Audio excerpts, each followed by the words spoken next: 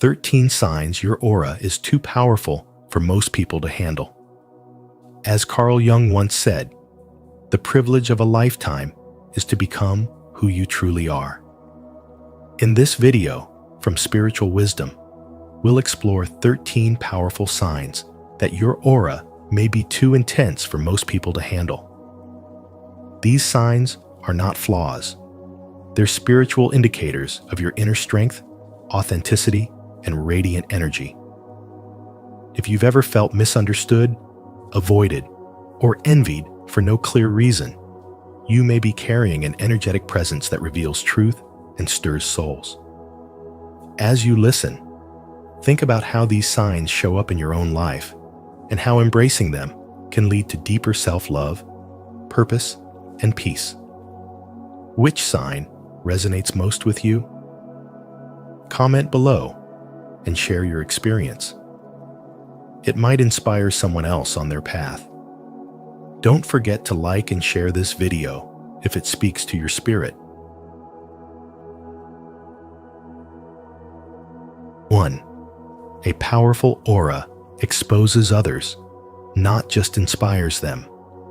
Your aura isn't just a soft glow or a mystical force. It's the invisible signature of your soul. And when it becomes powerful, it disrupts the illusion others live in. You don't have to say a word. Your presence alone can trigger something deep within people, often without explanation. It's not that you're intimidating or arrogant. It's that your energy reflects truth, and truth is rarely comfortable for those still hiding from themselves. Carl Jung believed that authenticity unsettles people because it holds a mirror to the parts of them they've buried. When you embody that kind of raw honesty, your aura becomes too powerful for pretense, denial, or emotional avoidance. What unsettles others isn't your attitude, it's your alignment. Your energy exposes cracks in their armor. It vibrates with clarity, while they may still be stuck in confusion. Your aura doesn't just inspire, it reveals. It doesn't just uplift, it awakens. An awakening can be a violent process for those clinging to sleep. This is why people might withdraw from you, gossip about you, or feel oddly anxious in your presence. They're not reacting to you. They're reacting to the parts of themselves that don't resonate with your frequency. Jung never used the term aura in a spiritual sense, but his ideas about the psyche, the unconscious, and individuation point to the same truth. We are fields of energy, not just minds. The more you shed illusions and embrace who you truly are, the more powerful your energy becomes, and that energy speaks louder than anything else. It's not charisma. It's not a charm. It's the weight of your self-awareness, the resonance of someone who has stopped performing and started embodying. And that embodiment of truth, of purpose, of spiritual integrity makes waves in the unseen world. People sense when you're not playing the game, when you no longer seek validation, approval, or control. When you stand in your energy and let others deal with the reflection, it creates both magnetism and resistance. Some will be drawn to your light like moths to a flame. Others will shrink from it like shadows retreating from the sun. Not everyone can handle someone who no longer hides, who no longer conforms, who no longer bends to fit small spaces. And your aura, in its power, becomes a form of silent rebellion against everything fake. This is not something to be ashamed of. It's a sign that you're walking the path of inner mastery. You are no longer just a person. You are a presence. You are no longer seeking to impress. You are expressing your truth. You are no longer just talking about energy. You are the energy. And that kind of spiritual wisdom doesn't need explanation. It simply is. It shifts rooms. It challenges comfort zones. And above all, it transforms the space around you without effort. When your aura is this powerful, You stop trying to convince. You start to attract. You stop trying to fix others. You focus on being whole. And in doing so, you become a mirror, not always a welcome one, but a necessary one. Because some mirrors don't flatter, they reveal. If you're ready to embrace your powerful truth and let your aura speak louder than words, comment below. I own my authentic energy. Don't forget to like, subscribe, and turn on the notification bell so you never miss a moment of deep spiritual wisdom. 2. The aura is your energetic signature, rooted in psychology. Carl Jung never used the term aura in the mystical sense, yet through his pioneering work on the unconscious mind, he uncovered a deeper truth. Every human being radiates an invisible energy into the world. This energy is shaped by your thoughts, emotions, past experiences, and how integrated you are within yourself. When your conscious and unconscious minds are aligned, you don't just project confidence. You emanate a presence so grounded, so authentic, that people feel it before you even speak. This, in essence, is your energetic signature. Your aura is not simply how you look or what you say. It's the silent language of your soul, constantly communicating through vibration. And the more aligned you become, the stronger this field becomes. But this strength doesn't always attract admiration. In fact, a powerful aura can make others uncomfortable, not because you are doing something wrong, but because your presence triggers the parts of themselves they have not yet healed. Your self-acceptance reveals their insecurity. Your inner peace agitates their inner chaos, and your truth confronts their illusions. This is where many misunderstandings begin. When your energy field is clear and powerful, it disturbs unconscious patterns in others. Carl Jung referred to this as projection. People unconsciously assign their own fears, weaknesses, or fantasies onto those around them. So, when you trigger someone by simply being yourself, it's often because you're mirroring back to them what they're avoiding within. You're not intimidating, you're illuminating. And that light can be too bright for those still hiding in their own shadows. In everyday life, you might notice this in subtle yet consistent ways. People may avoid eye contact, speak nervously around you, or even criticize you without cause. In professional settings, you might intimidate coworkers without trying. In social settings, others may feel drawn to you, but simultaneously unsettled. It's not about arrogance, it's about energetic contrast. You represent a vibration they have not yet learned to hold, and that dissonance creates discomfort. What matters most is how you respond.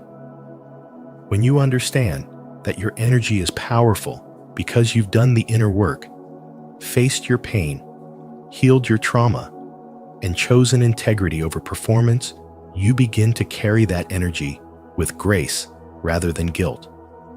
You no longer shrink to make others feel safe. You no longer dilute your truth to fit into spaces that were never built for your expansion. You let your presence speak in silence. A powerful aura doesn't scream. It doesn't demand attention. It simply is. And when you move through the world embodying that kind of energy, you become a mirror, a catalyst, and a reminder to others that something deeper is possible. You don't have to explain yourself to be understood. Your alignment speaks louder than words ever could. Are you ready to explore this deeper truth? Comment below. I align my energy if you're committed to becoming more conscious, integrated, and powerful in the world around you.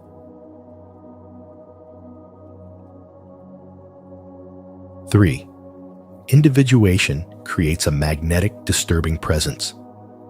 When you integrate your shadow and become whole, what Carl Jung called individuation, you radiate a different kind of presence. It's not loud, flashy, or attention-seeking. It's grounded, real, and intensely magnetic. This kind of energy doesn't demand the spotlight. It is the spotlight. It quietly commands attention without effort because it carries weight, truth, and coherence. But here's what many people don't understand. That very coherence can deeply disturb others. Not because you're doing anything wrong, but because your wholeness contrasts with their fragmentation. You are a mirror, and when people haven't faced themselves, they'll recoil from what you reflect back. Those who still live behind masks, who suppress their wounds and wear personas built for approval, will feel uneasy in your presence. Your authenticity unsettles the performance. Your clarity disturbs the confusion they've grown used to. Your energy feels like a truth bomb going off in a room full of illusions. You might notice people pulling away, making passive remarks, or acting uncomfortable for reasons they can't articulate. Don't mistake this for rejection. It's resistance not to you, but to what you represent. The possibility of wholeness. And wholeness scares people who haven't yet faced their own chaos. This dynamic can play out anywhere in meetings where your silence says more than small talk ever could. In friendships that start to wither without clear reason. Or in family circles where your presence feels like a challenge to unspoken roles and rules. What's happening isn't personal, it's energetic. You've become a frequency others aren't tuned to yet. And when two energies don't harmonize, the discord is palpable. But you are not here to shrink for harmony. You are here to embody truth, even when it creates tension. Your aura carries the vibration of someone who has walked through their own darkness and emerged with wisdom, not bitterness. And that's powerful. That's rare. That's unsettling. Because most people have been trained to hide their wounds, not heal them. So when they see someone who has alchemized pain into presence, they don't know whether to be inspired or intimidated. Often, it's both. And so, without meaning to, your mere existence becomes a catalyst. You activate people, not with words, but with energy. Some will grow because of you. Others will distance themselves. Let them.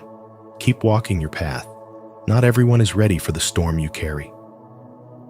And yet, that storm is the very thing that clears the way for yourself and for the world. If you've felt the shift within where your authenticity disturbs, not just inspires, then declare it. Comment below. I am whole, and my energy speaks truth. 4. Powerful auras act as mirrors. When your aura is powerful, it doesn't just light up a room, it reveals what others try to hide. Without speaking, you become a mirror, reflecting the emotional states, insecurities, and shadows of those around you. People often mistake this reflection for judgment, when in reality, it's their own unresolved pain rising to the surface. You trigger what's buried, not because you're arrogant or forceful, but because your presence is aligned, grounded, and whole. That alone can be deeply unsettling to anyone still wearing masks. Your energy doesn't lie. It vibrates with truth, and truth makes people uncomfortable, especially those who haven't yet faced theirs. You walk in authenticity, and that makes others second-guess the roles they're playing. It's not about superiority, it's resonance. Energy always communicates before words ever do. That's why some people may feel an instant connection with you, while others pull away, criticize, or become strangely silent in your presence. They're not reacting to you. They're reacting to what their own energy feels when yours enters the space. A powerful aura amplifies. It draws attention not through noise, but through stillness, not through appearance, but through presence. You don't chase approval because your soul is self-validating. You don't seek attention because you've already made peace with solitude. And that quiet confidence can expose people's need for validation, their attachments, their anxieties. This is why your aura often evokes extreme reactions, admiration or resentment, curiosity or avoidance. Either way, you're not neutral. You shift the dynamic simply by being. You didn't wake up with this kind of energy by chance. It was earned. You've gone through darkness, purified your mind, healed your wounds, and taken the long road of inner work. That journey gave you a frequency most haven't yet reached. While others are caught up in surface-level appearances, you radiate from your core. That kind of radiance reveals the emptiness behind performance. And so people either feel inspired to rise or pressured to hide. There's nothing you need to fix. If others feel uneasy around you, that discomfort is their own soul calling them to awaken. Your aura isn't too much. It's just too real. Keep showing up with integrity. Keep walking with quiet power. You're not meant to shrink for the comfort of those avoiding growth. You are the reminder that healing is possible, that wholeness is real, and that light, when it shines without apology, changes everything. If this message resonates with you, subscribe to our channel and stay connected with a community that understands the power of energy and self-awareness. Here, we explore how your presence can reflect truth, heal wounds, and inspire growth. Remember, your aura is not a threat. It's a gift. Keep shining. 5. You trigger psychological projection. People with powerful auras don't need to speak loudly to be heard. Their presence alone stirs something deep in others. When your energy is intense, pure, and aligned, it doesn't just light up a space it reflects. It reveals. It exposes. And for many people, that's deeply uncomfortable. This is why you often become the target of projections. You're not the cause of their emotional outbursts, their envy, or their accusations. You're simply the mirror that shows them what they're not ready to see. Carl Jung once said, "Until you make the unconscious conscious, it will direct your life and you will call it fate." That unconscious material fear, guilt, jealousy needs a trigger to rise to the surface. Your aura is that trigger. People feel your authenticity, your clarity, your calm, and instead of being inspired, they feel threatened. Not because you are harmful, but because they've never truly looked at themselves in that way. And in the presence of your light, their shadows feel exposed. In daily life, this can show up in subtle but draining ways. You might be at work, quietly focused, doing your best, and someone suddenly starts acting passive-aggressively toward you. You haven't done anything wrong, but your presence unsettles them. Why? Because they've spent years hiding behind masks, and you just by being real disrupt that comfort. You make them feel things they've buried: inadequacy, insecurity, unresolved guilt. Rather than reflect, they react. Even in close relationships, this dynamic can be painful. You may be loving, steady, and emotionally self-aware, yet your partner begins projecting their wounds onto you. They accuse you of things you've never done. They question your loyalty. They try to make you feel guilty for simply being independent. The truth is, they are struggling to meet you at the level of clarity you're vibrating at. And rather than admit their inner chaos, they blame the peace you embody. When you carry strong, high-frequency energy, you don't just inspire transformation, you provoke it. And transformation is uncomfortable. People may call you too sensitive, too distant, too intense. But none of that is true. What's actually happening is that their subconscious is trying to protect them from the truth you bring too close to the surface. You're not meant to dim your light, to soothe those still hiding from theirs. You're not here to carry the emotional projections of others. Your job is to stay aligned, to remember that you're not the cause of their discomfort, you're the invitation to growth they weren't ready for. Stay centered. Don't internalize their storms, and don't confuse their fear with your fault. When you walk into a room and people shift, when you speak and others feel exposed, when you love deeply and others push you away, it's not your fault. It's your power. A powerful aura disrupts illusions. It triggers unconscious patterns. And while not everyone will appreciate it, those who are ready to awaken will never forget it. 6. Your energy elicits intense reactions from strangers. When your energy field is strong, it doesn't ask for attention. It demands a reaction.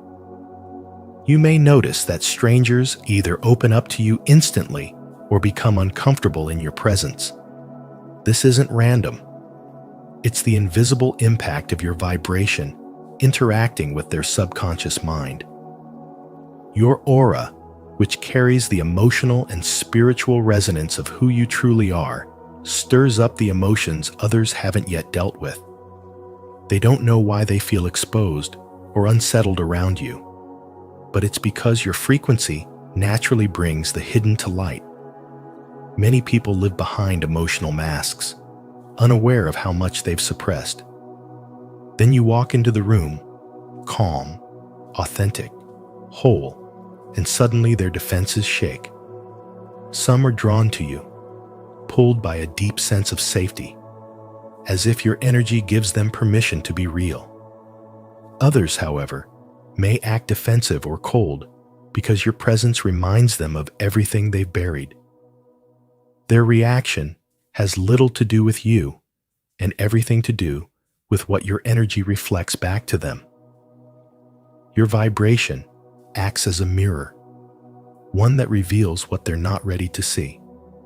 Carl Jung understood this deeply. He wrote, "People will do anything, no matter how absurd, to avoid facing their own soul. Your aura, however, confronts them with their soul without saying a word." That's why you've had random conversations where people confided in you as if they'd known you forever. That's also why some people respond with sudden irritation or judgment. Your spiritual field doesn't just comfort, it awakens. An awakening is rarely a comfortable process. You carry the weight of presence. Not everyone is ready to feel it. Your energy pierces through superficial interactions and reaches something ancient and real in people. For some, that's healing. For others, it's terrifying. And yet, it's not your job to dim your light to protect others from their own shadows. Your only responsibility is to continue embodying truth, even when truth disturbs the room. This is the burden and the blessing of having a powerful aura. You'll walk through the world awakening reactions that have nothing to do with your words or actions and everything to do with your energy. The more aligned and whole you become, the more you'll trigger what's unaligned and fragmented in others. It's not personal, it's spiritual. The stronger your light, the more it exposes. That's the unspoken impact of powerful energy. It liberates some and rattles others. Either way, it leaves no soul untouched. Comment below. My energy awakens truth. If you've noticed how strangers react deeply to your presence. Your aura isn't random. It's a mirror to the soul. If this resonates, don't forget to like, subscribe, and turn on the notification bell so you never miss more insights like this. 7. You're labeled too intense or misunderstood. People who live on the surface often find emotional depth confusing, even threatening. They may say, "You're too serious, too intense, or too much," when in truth, what they're reacting to is your energetic presence, your inner clarity, your spiritual resonance. You carry emotional and spiritual frequencies that confront the unconscious parts of others. You stir something they've spent years suppressing. You don't just speak from the mind, you speak from the soul, and that makes people feel naked, exposed, and unsure around you. This reaction isn't about your behavior, it's about your essence. Your aura, the energetic field surrounding you, holds your emotional truth. It is shaped by your self-awareness, your healing, your shadow work, and your courage to be real in a world obsessed with appearances. Most people haven't met themselves in silence, haven't sat with their grief, their rage, their longing. So when you walk into the room, radiating authenticity, they feel it. And for many, it's too much. It triggers shame, fear, jealousy, or confusion they don't know how to name. So instead, they blame your intensity. You've been forged by fire spiritually, emotionally, energetically. You've gone through things that shattered you, and instead of hiding the cracks, you let the light pour through them. You carry truth in your voice and purpose in your eyes, and that makes you magnetic, but also polarizing, because your presence invites people to either rise or retreat. Some will be drawn to your energy like a lifeline. Others will resent it because it reminds them of everything they've buried. Your depth disrupts the illusion of normal. In a world that rewards superficiality, distraction, and emotional detachment, your clarity is radical. You listen differently. You love differently. You ask questions that pierce the veil of denial. You see what people try to hide, and you don't play along with the game. And while some people will find healing in your presence, others will call you dramatic, overwhelming, or too deep, simply because you don't give them the option to stay asleep. There is a sacred discomfort you bring, and that is your gift. Your emotional energy isn't chaotic, it's alive. It vibrates with sincerity and purpose. You weren't made to be small. You weren't designed to be tolerated. You were born to activate truth in the people around you, even if that truth makes them flinch. Your aura challenges the masks others wear. It reflects what they're not ready to face. And that reflection can feel like pressure, when in reality, it's an invitation. You've never been too much. You've just been around too many people who settled for too little. They weren't prepared to witness someone who feels so deeply, loves so fiercely, and sees so clearly. But that doesn't mean you need to change. It means you need to remember who you are and stand firmly in that power. Not to prove anything, but to live freely, fully, and awake. If you've ever been called too intense or misunderstood for simply being deep and authentic, you're not alone. Comment, "I resonate with this," if you felt this way, or "Not my experience," if you see it differently. Your voice matters. Let's talk about it in the comments. 8. You shift the atmosphere instantly. Your aura enters the room before you do. It's not imagination, it's an energetic truth. You carry a frequency that either lifts the space or shakes it to the core, depending on the emotional state of those around you. This shift is immediate, undeniable, and deeply felt by both the conscious and unconscious mind. When your aura is powerful, it doesn't just complement a space, it alters it. That alteration might bring clarity and peace, or it might provoke discomfort and resistance. But either way, it never leaves things the same. You've likely experienced moments where people stared at you without knowing why, or suddenly changed their behavior once you walked in. That's not about your appearance. It's your energy field stirring their emotional waters. People who have unresolved chaos within them feel exposed around you because your presence highlights the imbalance they carry. You aren't trying to confront anyone. Your alignment simply reflects what they've been avoiding. Your stillness triggers their noise. Even animals and children respond to this energy. A dog might approach you with deep calm or run off with anxiety, sensing your frequency. Children, with their intuitive purity, often become fixated on you or strangely shy, not because of who you are on the surface, but because they feel the soul-level charge your aura emits. They sense truth in a world often cluttered with masks. In modern life, this power can be misunderstood. A woman named Maya once shared that in every workplace she entered, the atmosphere shifted. Colleagues would either open up emotionally within minutes or begin to distance themselves for no clear reason. She began to wonder if something was wrong with her. But in time, she realized the truth. Her energy was a mirror.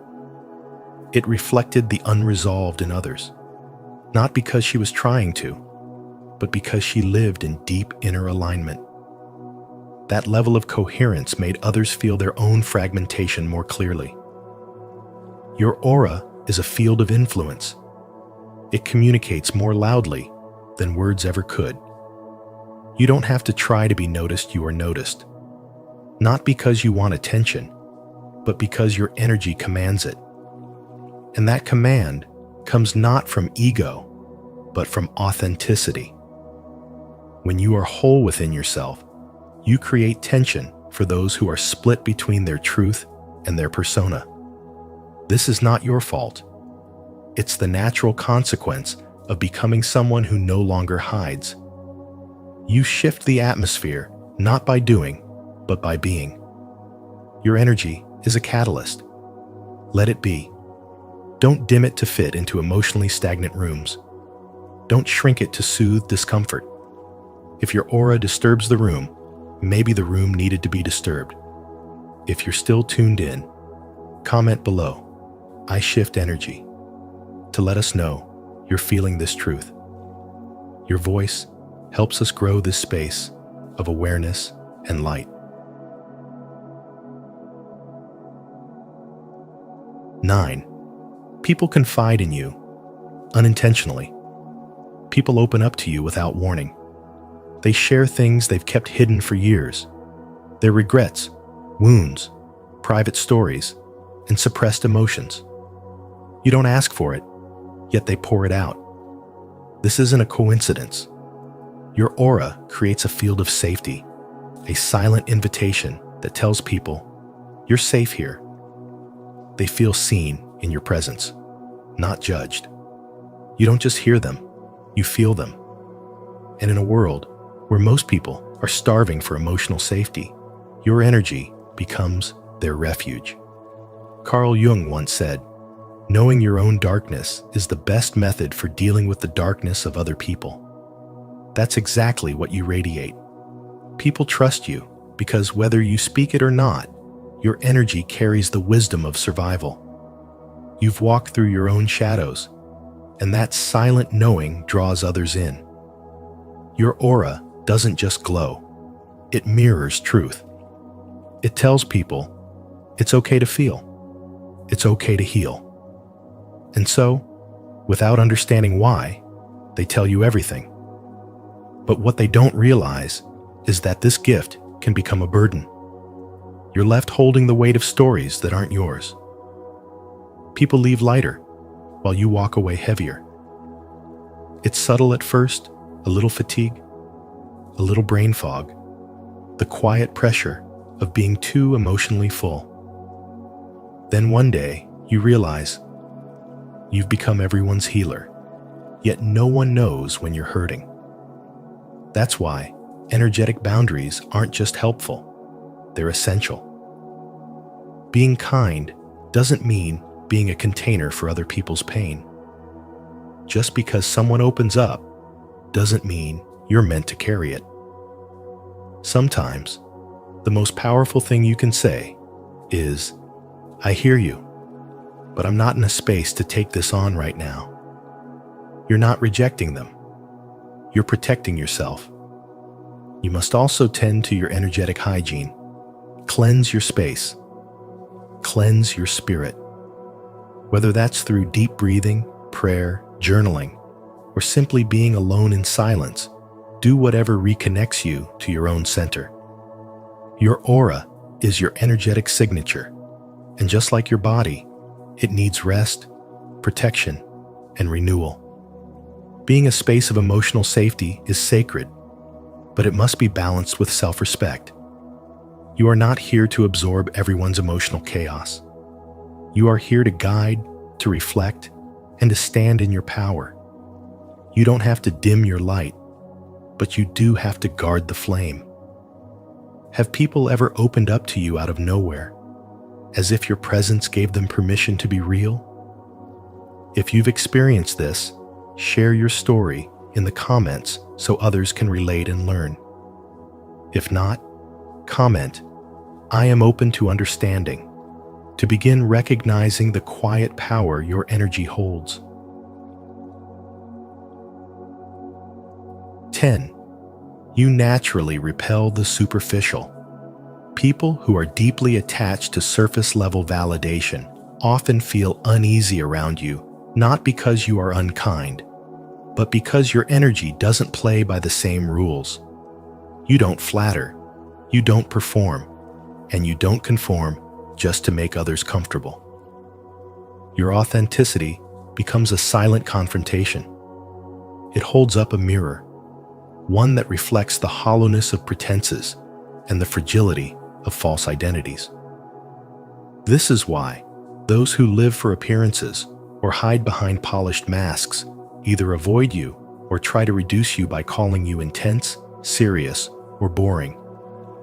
They may not understand it consciously, but your presence makes them feel seen in a way they aren't ready for. You don't engage in shallow talk for the sake of fitting in, and you don't inflate your personality to gain approval. That alone disorients people who rely on external validation for their sense of self. They might gossip, overcompensate with charm, or constantly seek attention, but none of that moves you. Your stillness, your grounded nature, it unsettles them because it exposes how noisy and disconnected they truly feel inside. They may try to label your depth as a flaw, but it's not. It's a sign of coherence. Carl Jung said, "The privilege of a lifetime is to become who you truly are." And you are living that truth, whether others can understand it or not. You don't repel people because of negativity. You repel superficiality because your vibration demands truth. You unconsciously remind people of what they've buried. Their silence, their unresolved wounds, their forgotten desires for real connection. This is why, even in crowds, you often stand alone. Not because you are lonely, but because your spirit refuses to settle for anything less than real. You may feel isolated at times, but that isolation is sacred. It means your soul is choosing quality over quantity, depth over noise, truth over convenience. You're not here to entertain illusions. You're here to awaken energy. And that awakening will always trigger something in others. Admiration in the ready. Resistance in the unready. Spiritual wisdom reminds us that your aura is not just a presence. It's a purifier. It moves through spaces and cleanses what is fake, what is performative, what is hollow. You don't have to speak to make a shift happen. Your being already speaks for you. And in a world drowning in distraction, your authenticity is a rare medicine. It's no wonder some people can't handle it. You're not too much. You're just living in alignment, and that is always disruptive to those who aren't. If you've ever been called too real or felt isolated for simply being yourself, this message is for you. Comment below. I choose truth over appearances if you're ready to honor your authenticity and walk boldly in your light. Let's rise together, one soul, one truth at a time. 11. You energize or drain others based on their vibration. Some people feel energized in your presence, as if their spirits have been gently lifted just by being near you.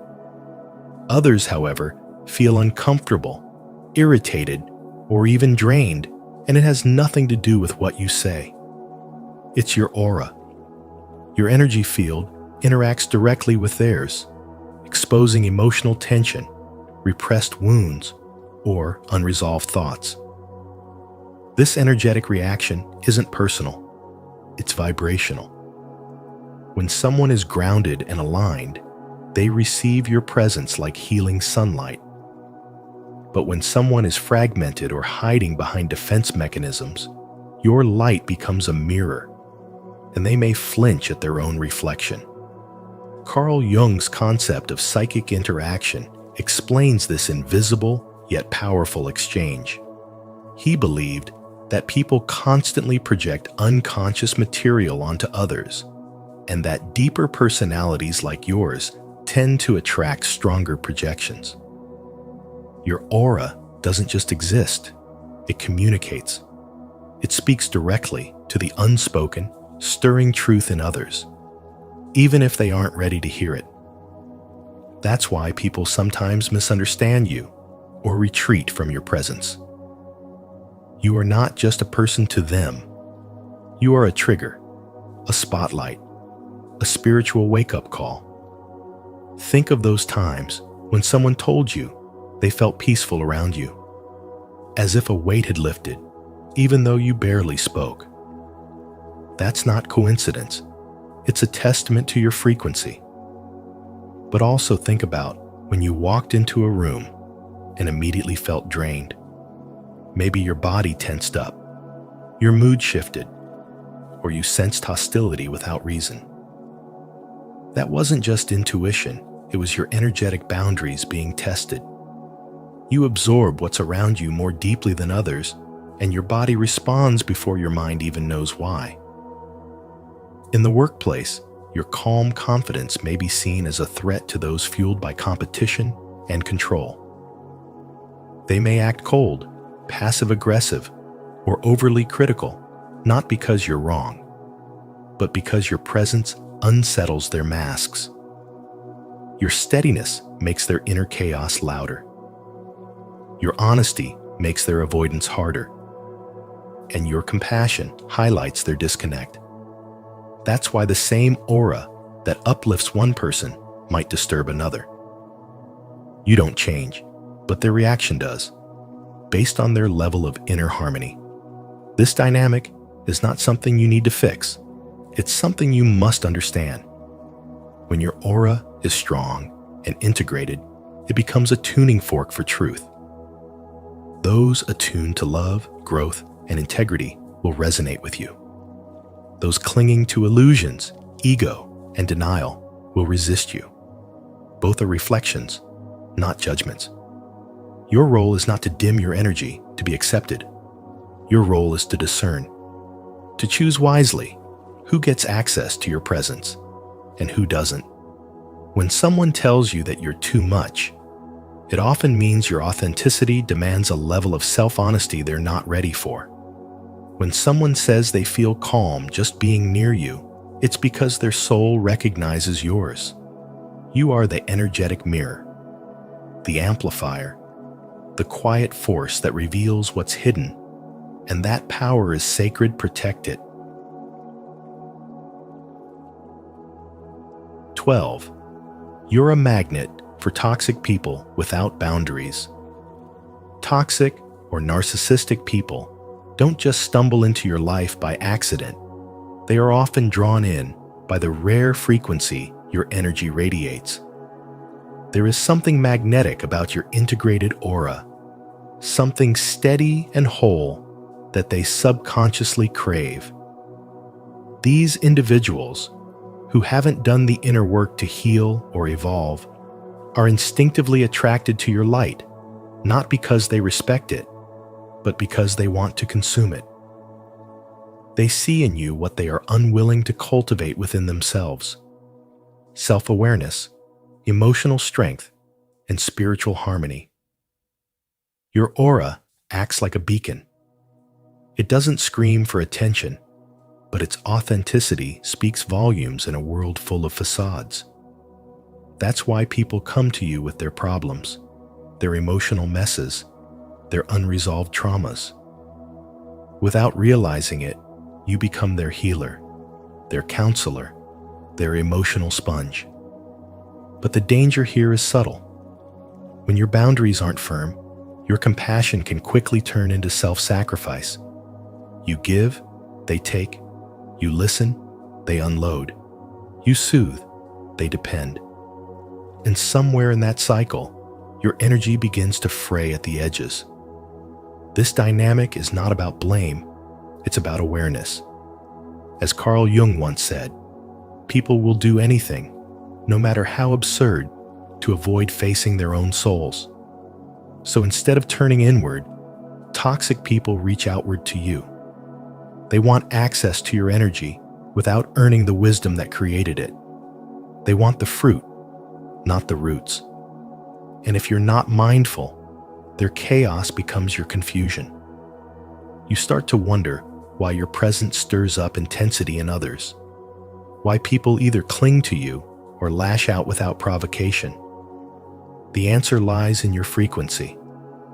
Your aura is a mirror, and for many, what they see reflected is the truth they've long avoided. Your stability highlights their instability. Your peace confronts their inner storm. Your light exposes their shadows. And so, without boundaries, you become a magnet for the emotionally unhealed. They don't want to grow. They want to be carried. They don't want to rise. They want to feed. And while empathy is one of your greatest gifts, it must be paired with discernment. Not everyone deserves access to your sacred space. Not everyone is meant to walk beside you. And love without limits is not love, it's depletion. In the real world, this shows up in small but relentless ways. You're the one people vent to, but rarely ask about. You're the friend who gives advice, but has no one to turn to.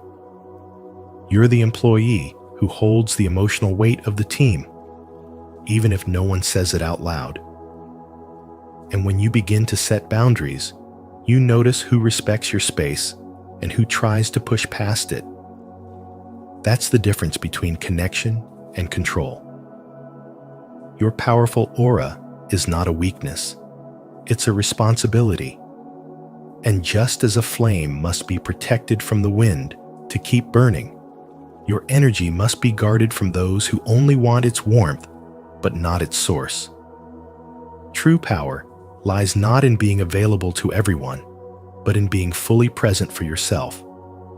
To affirm your awareness and energetic boundaries, comment below, "I protect my peace." Your words might be the reminder someone else needs today to stand strong in their light. 13. Your aura is a sacred responsibility, not a trophy. A powerful aura is not a trophy to be polished and shown off. It is the visible evidence of deep inner work, emotional maturity, and spiritual integrity. It means you've walked through fire without losing your softness. You've learned the value of silence, the necessity of solitude, and the sacredness of saying no. Carl Jung emphasized that transformation doesn't come from imagining light, but from making the darkness conscious. Your aura reflects how much of that darkness you've faced, integrated, and transmuted into strength, presence, and stillness. Your energy doesn't just light up a room, it shifts it. People can feel your frequency before you speak. Some are drawn to it like a lighthouse in a storm. Others are unsettled, even repelled, because your very presence confronts what they've buried. You don't need to speak for your aura to speak for you. But this isn't about power or dominance, it's about clarity. And clarity is disruptive to confusion. The clearer you are within yourself, the more sharply you reflect the illusions around you. That's why you feel misunderstood. That's why strangers react strongly to your presence. You're not being judged, you're being felt. This sacred frequency you carry is not for everyone. It's for those ready to remember who they are. Your aura acts as a mirror one that reflects not only beauty, but also buried pain. Some people project their unhealed wounds onto you. They don't even know why, but being around you makes them feel exposed. This is not your fault. It's your function. You're not here to fix them. You're not here to rescue. You're here to be a living vibration that stirs souls awake. That is the role of a true light bearer.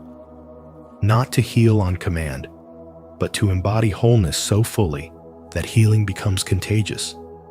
Because your aura is so potent, boundaries are not optional. They're sacred. You are the gatekeeper of your energy. Not everyone deserves access. Just like a temple is protected, so too must your energetic field be. That doesn't make you harsh, it makes you wise. Spiritual maturity means recognizing that being available to everyone can dilute your purpose. You weren't meant to be everywhere, for everyone, all the time. Your time, your space, your essence, they are offerings. And offerings are sacred because they're rare, intentional, and aligned. The more integrated you are, the more people will mistake you for being too much, too deep, too quiet, too intense. But that's not your burden to carry. The discomfort they feel is not your responsibility to resolve. It is a reflection of their own fragmentation. You didn't cause it, you revealed it. Let them call it whatever they need to. Your job is not to shrink into something safer. Your job is to remain in your truth. This is what it means to live with a powerful aura, not to be admired, but to be unshakable, not to impress, but to embody, not to shine above, but to awaken within. As we uncover the 13 signs of a powerful aura, let this be more than just insight. Let it be a mirror to your inner strength. Your presence here means you're not afraid of your light. Comment below. My aura speaks before I do, to affirm your power and inspire others on the same path. Let's continue this journey together. If these signs resonated with you, it's not a coincidence your aura holds a rare power that many can't fully understand. But that's exactly what makes your presence so important in this world. Embrace your light, stand firm in your truth, and never shrink to make others comfortable. If you found value in today's message, don't forget to like this video, share it with someone who needs to hear this, and subscribe to Spiritual Wisdom. Be sure to turn on the notification bell so you never miss another insight on your journey to spiritual awakening and self-empowerment. Until next time, stay radiant.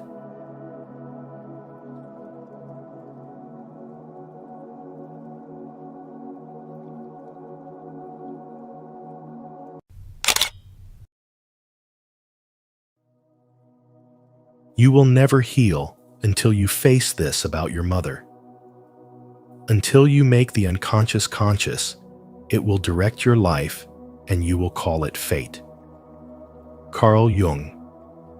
So many of us carry wounds we cannot name, shaped not just by what our mothers did or didn't do, but by the emotional imprint they left deep within us. In today's video from Spiritual Wisdom, we explore the shadow mother, the silent force that shapes our patterns, our relationships, and even our sense of self-worth.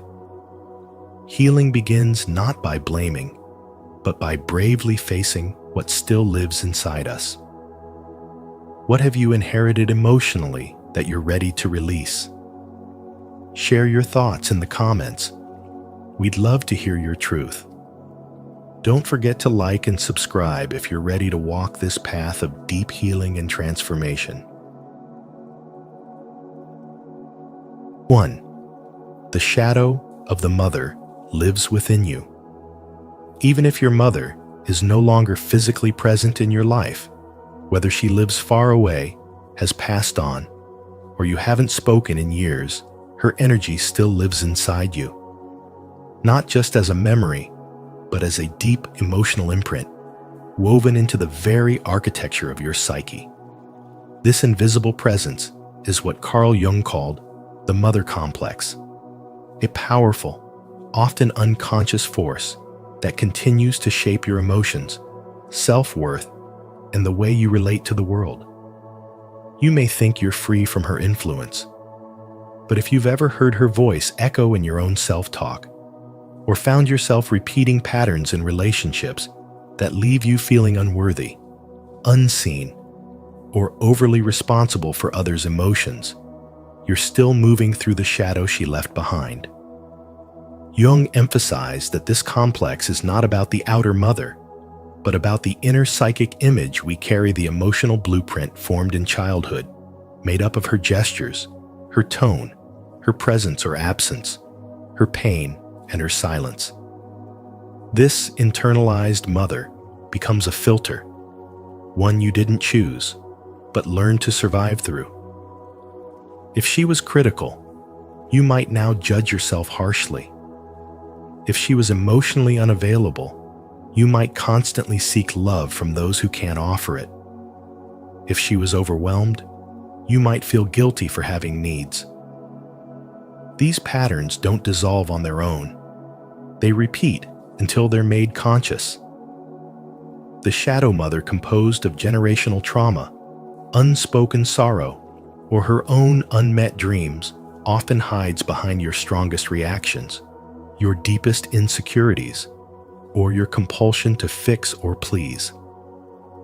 Healing doesn't happen by avoiding this inner figure. It begins the moment you stop running from her and start listening to the pain, the patterns, and the silent contracts you unconsciously made to carry her emotional burdens. Jung wrote, "Nothing has a stronger influence psychologically on their environment, and especially on their children, than the unlived life of the parent." When your mother didn't live out her truth, whether because of culture, trauma, or limitation, you inherited more than her features. You inherited her unfinished story, but that story can end with you. When you recognize the mother complex operating inside you, you reclaim your emotional autonomy. You stop reacting from the child within and start responding as the conscious adult. You no longer seek validation from those who cannot give it, and instead begin offering yourself the nurture, protection, and acceptance you've always deserved. You no longer carry guilt for her pain or shame for her silence. You stop mothering the world and start remothering yourself. This is the path of inner liberation. It's quiet, deep, and often painful, but it's real. Facing the mother complex isn't about blaming her. It's about understanding the hidden forces that shaped you so you can break the cycle. It's about stepping into your own identity, no longer defined by someone else's wounds. And when you do, you become whole, not in spite of your past, but because you dared to face it. If you're ready to face the inner mother and reclaim your emotional freedom, comment below, "I am ready to heal from within." 2. The archetypal mother in Jungian psychology. In Jungian psychology, the mother is not just the woman who gave you life. She is an archetype, a universal psychic imprint shared by every human being. This archetype is powerful because it lives beyond memory, beyond biography, embedded in the very structure of the unconscious. Jung called her the Great Mother, and she comes with a paradox. She is both the giver of life and the one who can unconsciously limit it. She nurtures, protects, and soothes, but she also devours, controls, and restrains. Most people only see one side of her, the comforting embrace. But the other hand, the shadow of the mother, is what holds many adults emotionally captive for life. When you fail to separate your real, historical mother from the internalized archetype, distortion sets in. You start to project your unhealed emotional blueprint onto people around you. A partner becomes a rescuer. A friend becomes a judge. A boss becomes a tyrant. And you live out the same emotional wounds repeatedly because your psyche is still orbiting around that original, inner maternal image. The danger lies in this confusion. You may think you're reacting to the world in the present, but you're actually responding to echoes of the past that were never seen, felt, or integrated. For many, the real breakthrough comes when they realize that the wound is no longer about the outer mother. It's about the inner one, the emotional blueprint left behind, the unmet needs, the silent expectations, the shame and sorrow passed down without words. As Jung said, nothing has a stronger influence psychologically on their environment, and especially on their children, than the unlived life of the parent. This unlived life becomes a psychic inheritance, one you didn't choose, but must learn to transform. Consider someone who constantly seeks validation. On the surface, it may look like low self-esteem, but underneath, there's often a deeper emotional programming. The inner mother's voice, whispering that love must be earned, that being too emotional is dangerous, that asking for support is weak. These aren't just beliefs. They are survival codes formed in the presence of the original mother, then cemented by the archetypal one. To heal, you must step into sacred inner territory. You must turn toward the mother within the psychic energy that still governs your emotions and see her clearly. Not to blame her, not to reject her, but to finally differentiate. To say, "This was your story, but it is no longer mine. This was your pain, but it does not belong to me anymore." And in doing so, you untangle yourself from a web of unconscious loyalty, from patterns that were never truly yours. This is the spiritual initiation Jung pointed to. Not an outer transformation, but an inner separation, a reclamation of the self from the grip of archetype. And only by facing this truth, this shadow of the mother, can you return to wholeness. Not by rewriting your past, but by rewriting your relationship to it. Not by creating a new identity, but by freeing the original one that was buried beneath someone else's pain. Are you ready to explore the deeper layers of your psyche and uncover the truth behind the archetypal mother? If so, comment below. I embrace the inner journey to affirm your commitment to healing and self-awareness. 3. The Shadow Mother and Psychological Imprisonment. The Shadow Mother is not your physical mother, but the psychological imprint she left behind, a presence that lives inside you, shaping your emotions, choices, and relationships. This shadow carries the unmet needs, silent expectations, and unresolved pain of the mother you knew or imagined.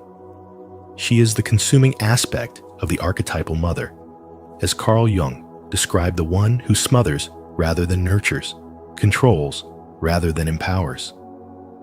Her voice is subtle but powerful. It shows up in your guilt when you say no, in your fear of being too much or too different, and in the quiet self-betrayal that repeats itself in your adult life.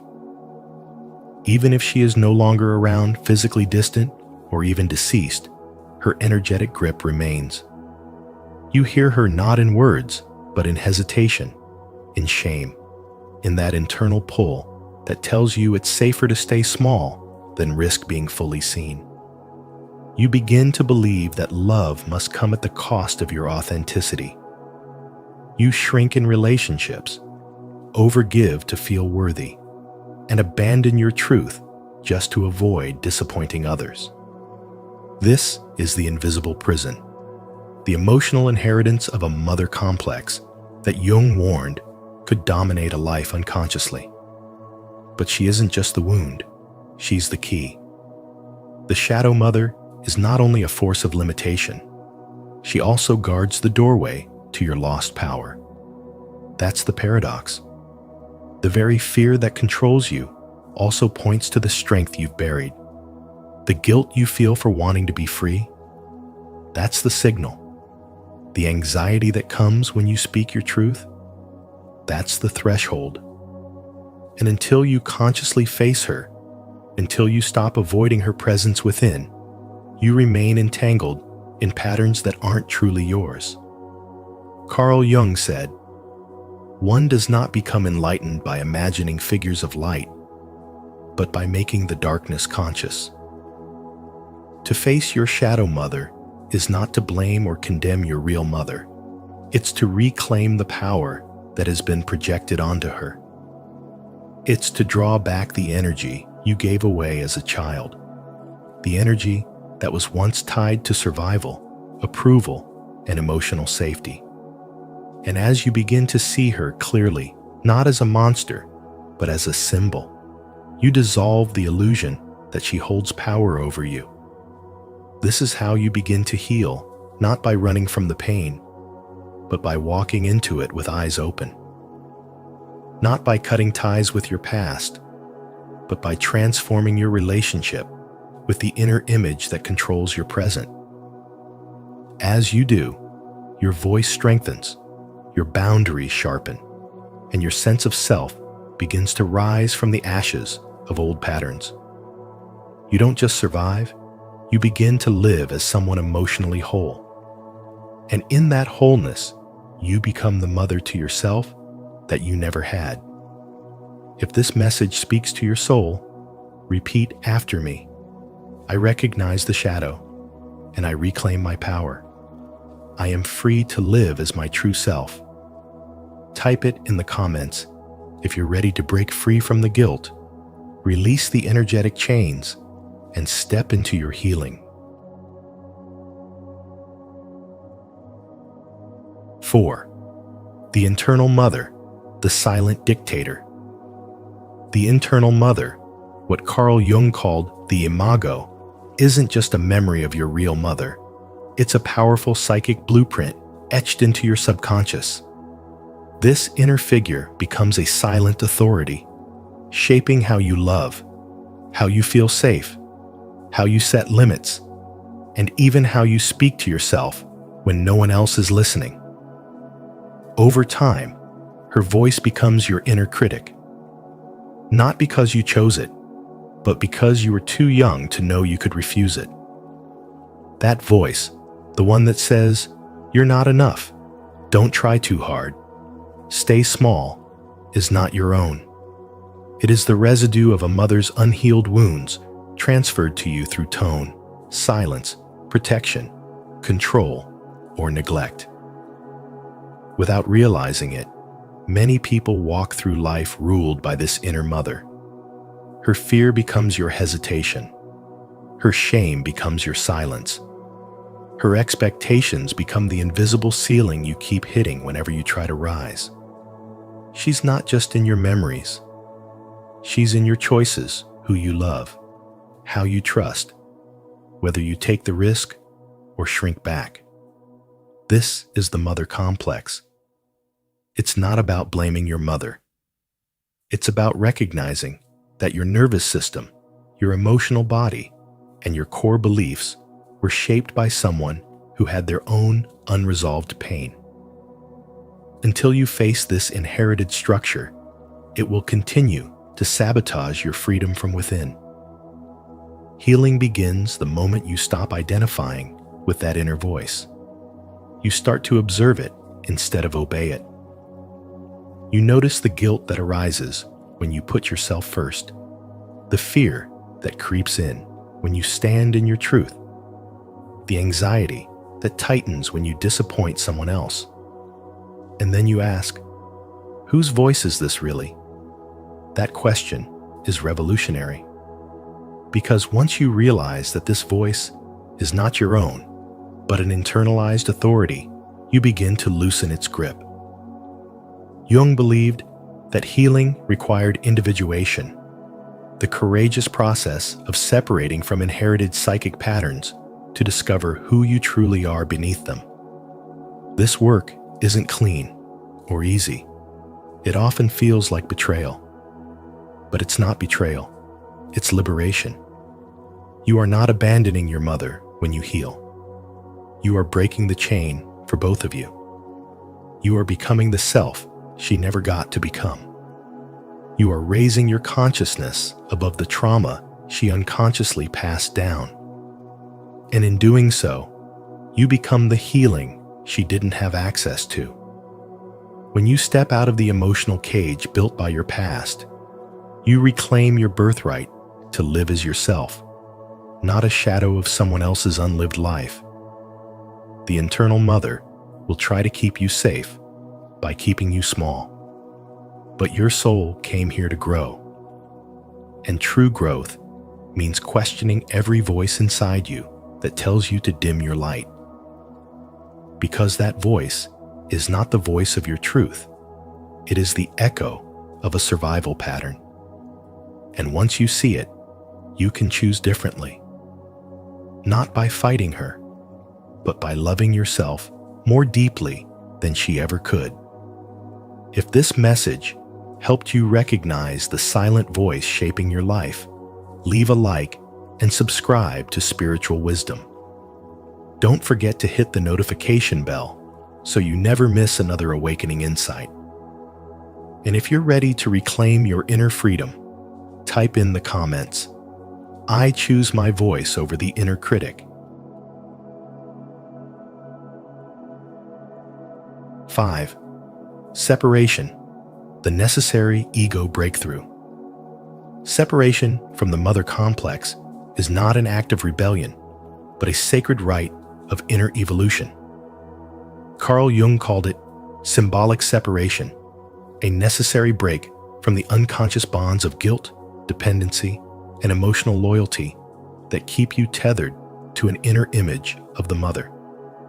This isn't about rejecting the woman who gave you life. It's about releasing the emotional contracts you unknowingly signed long ago, the ones that still influence your voice, your choices, and the way you move through the world. Psychological maturity requires this second birth. Your body may have been born decades ago, but your soul must be born anew. And that birth often begins with pain. You may feel disoriented, like you're betraying something sacred, but you're not. You're honoring your soul's right to breathe without asking permission. The inner mother formed through years of childhood, imprinting has likely shaped your inner world more than you realize. Her fears become yours. Her silence becomes your shame. Her expectations mold your identity. A woman once said, "I don't know what I want, I only know what she would approve of." That moment was her awakening. She wasn't living her life. She was inhabiting a version of herself built to maintain the bond. This is how the mother complex survives, through unconscious obedience, emotional entanglement, and inherited dreams. But the moment you pause and ask, "What do I truly want?" you are already breaking the spell. The grief that comes with separation is real. It's not just about losing a bond. It's about mourning the self that never had space to fully form. This sorrow, though heavy, is sacred. It carves room for truth. As the dependency dissolves, you begin to notice your own voice beneath the noise. Your choices become clearer. Your needs stop apologizing. And your life begins to align not with what was expected, but with what is true. Jung wrote, "The greatest burden a child must bear is the unlived life of the parent." When you remain enmeshed, you carry not just love, but also unspoken sorrow, unfulfilled longing, and the echoes of someone else's narrative. To heal is not to sever love. It is to reclaim authorship. It is to say, "I honor your story, but I will not repeat it." This is the moment the sovereign self emerges not hardened, not detached, but clear and rooted. The guilt fades. The fear shrinks. What remains is the strength to live as yourself, unapologetically, wholeheartedly, and finally free. If you're ready to take the courageous step toward true inner freedom, subscribe to Spiritual Wisdom for more transformative insights like this. Tap the bell so you never miss a video that supports your soul's rebirth. And comment below, "I choose my sovereign self," to affirm your journey. 6. Symptoms of an unhealed mother wound. Have you ever felt a persistent inner voice that tells you you're not good enough, no matter how much you achieve? That's not just low self-esteem. It could be the echo of what Carl Jung called the mother complex. This invisible psychic pattern often stems from an unhealed mother wound, and it shapes much of our emotional lives in adulthood until we face it head-on. Let's explore 9 core psychological symptoms that may point to an unresolved mother wound. As you listen, check in with yourself. These patterns aren't signs of weakness.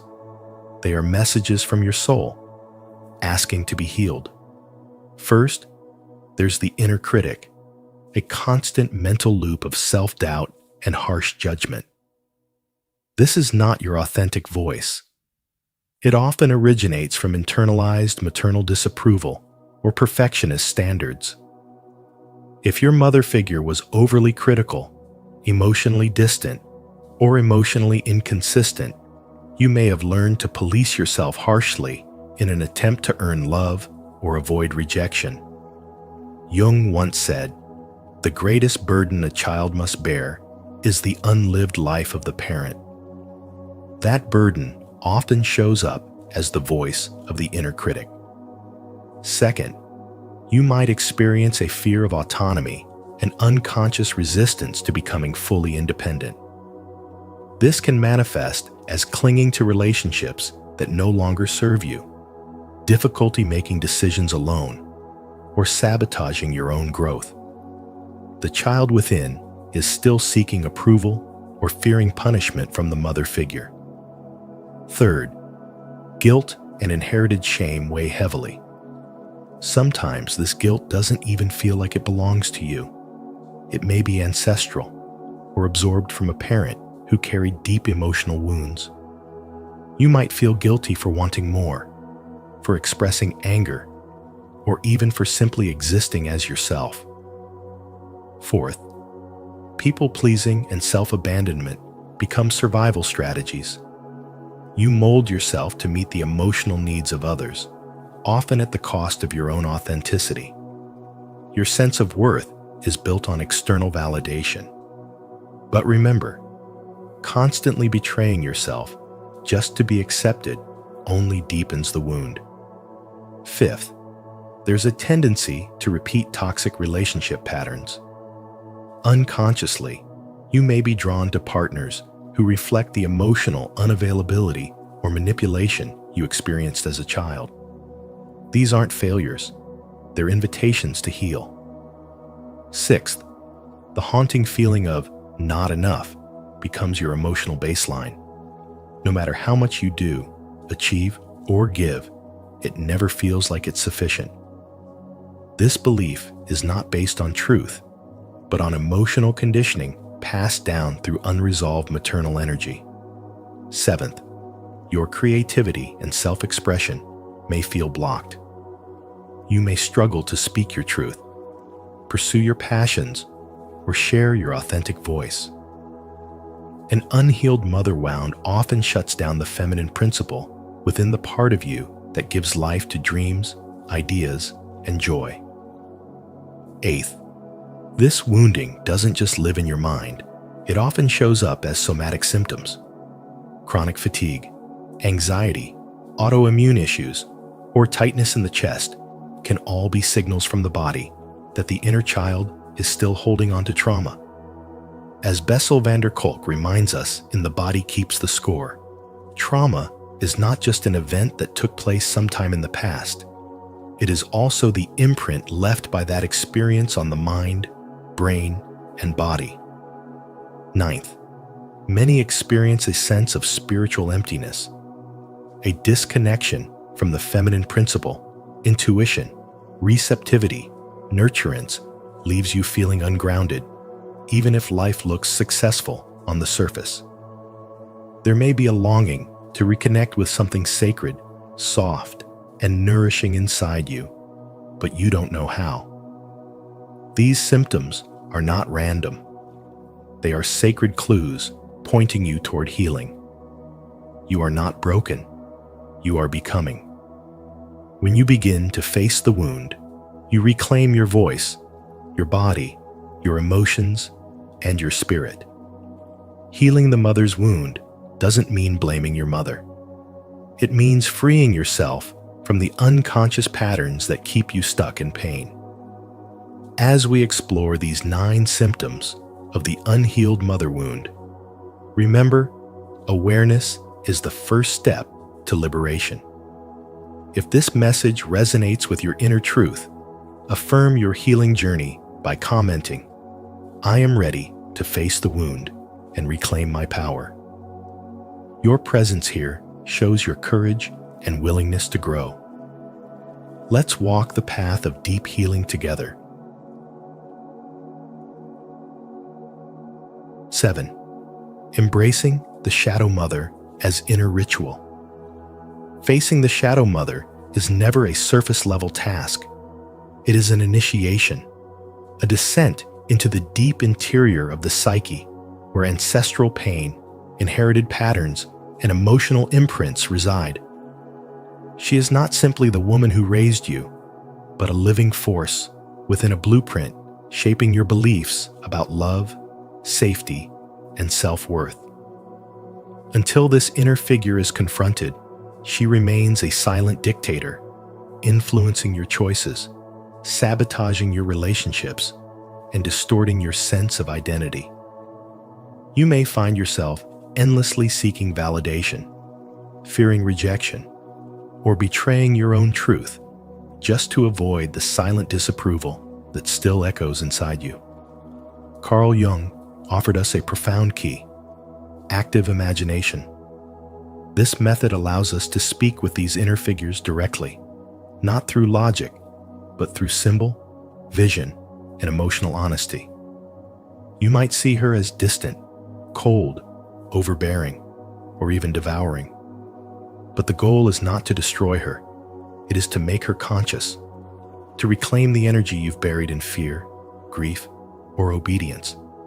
Every inner dialogue, every visualization, every symbolic gesture is a step toward integration, where the mother no longer controls your psyche, but becomes a part of your inner wholeness. Ritual is the language of the soul. In this work, ritual doesn't mean ceremony for others to see. It means personal, symbolic acts that signal to the unconscious mind that transformation is underway. Writing letters to the mother you never send, meditating with her image and giving voice to all the words you never spoke, creating spaces to cry, rage, forgive. These are not small acts. They are sacred ruptures in the old identity, breaking the illusion of the perfect mother or the monstrous mother, both of which are myths. No mother is perfect. And even the shadow mother holds her own unhealed story. Seeing this does not excuse harm, but it frees you from carrying what was never yours to hold. Grief is necessary. You must grieve who she couldn't be. Grieve the parts of you that hardened around her absence or control. Grieve the innocence that was shaped by her silence. This grief is holy. It prepares the ground for rebirth. As Jung said, there is no coming to consciousness without pain. The death you experience is not physical, but symbolic. The death of the false self, the identity built to survive, to please, to adapt. And from that death, something sacred arises, the sovereign self. When the shadow dissolves, what returns is what was always yours. Your intuition, your softness, your inner knowing, your self-trust. You stop needing her voice to guide you because your own voice becomes enough. You no longer chase approval. You become your own nurturer. What once felt like a curse becomes the doorway to wisdom. You do not escape the mother. You alchemize her. You transform inherited pain into embodied power. This is the work, and it changes everything.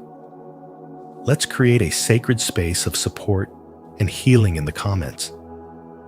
If this message resonates with your journey, comment, "I honor my shadow as part of my healing." When you see someone else comment this, take a moment to reply with encouragement or leave a heart. This simple act helps us nurture a compassionate, awakened community where no one walks this path alone. 8. Forgiveness is not the goal. Freedom is. Forgiveness is often presented as the ultimate key to healing, but that belief can become a trap. Real healing is not about rushing to forgive. It's about integration. It's about owning your truth, not glossing over it with spiritual cliches. When you force yourself to forgive before you've processed the pain, you're not healing. You're spiritually bypassing the very wound that needs your attention. Suppressing your anger or grief in the name of being good only buries the truth deeper into your nervous system. Freedom doesn't come from denying what hurt you. It comes from finally facing it without flinching. Carl Jung reminds us that nothing changes until it is accepted. Acceptance is not passive. It's an act of courage. It means reclaiming the parts of yourself that were silenced, dismissed, or denied in the name of peace. True healing requires you to confront what happened and how it shaped you, not to blame, but to bring your inner landscape into alignment. You don't owe reconciliation to anyone who refuses to see or own their role in your pain. You owe it to yourself to stop waiting for an apology that may never come, and start listening to the voice within you that has been screaming to be heard. Take the example of a woman named Elise. She spent decades trying to forgive her emotionally manipulative mother. She went to therapy, practiced gratitude, wrote letters of compassion, but none of it worked. Because she had skipped the one essential step, speaking her truth. Only when she admitted to herself how deep the wound really was, how unseen and unloved she had felt, did she finally begin to heal. She stopped performing forgiveness and began honoring her pain. That shift changed everything. Her voice returned. Her boundaries solidified. Her self-trust bloomed. Reconciliation is not the requirement. Ownership is. The moment you stop chasing external validation and start affirming your lived experience, you cut the energetic cords that keep you bound. Freedom is not granted by the other person. It's a self-claimed inheritance. You break the cycle the moment you stop editing your story to protect the one who hurt you. You rise when you decide your peace matters more than preserving a false image of family harmony. You grow when you declare that your truth is holy, even if no one else believes it. This journey is not about bitterness. It's about liberation. You are not here to shrink yourself in order to make others feel comfortable. You are not here to silence your pain so someone else doesn't feel guilty. You are here to rise into the fullness of who you were always meant to be. When you reclaim your story, your power returns. When you speak what was once unspeakable, your soul begins to breathe again. When you draw a line and say, "This is where it ends," you don't just protect yourself, you protect the generations to come. Healing is not polite, it's raw, it's honest, it's fierce, and it is yours. Now close your eyes, take a deep breath, and let go of the need to make peace with anyone but yourself. Freedom begins when you stop performing forgiveness and start honoring your truth. Repeat after me. I release the need to be understood. I choose freedom over forced forgiveness. 9. Rebirth. Life beyond the mother complex. Healing the mother's wound is not the conclusion of your journey. It is the beginning of your return to authenticity. As you begin to release the inherited roles you've played, roles built around seeking approval, suppressing your truth, or playing small to feel safe, you begin to meet a version of yourself untouched by performance. Carl Jung once said, "You are what you do, not what you say you'll do." In this new inner landscape, you no longer wait for permission to be whole, you simply are. You stop seeking to be chosen because you choose yourself. And from that act of inner claiming, something remarkable happens. You begin to live from sovereignty rather than survival. This shift is not just emotional, it's a rebirth. You no longer operate from the child within, hoping for love to be returned in the form you never received. Instead, you mature into the adult who gives love without self-abandonment and receives love without fear. The patterns that once governed your relationships, neediness, people-pleasing, emotional withdrawal, lose their grip.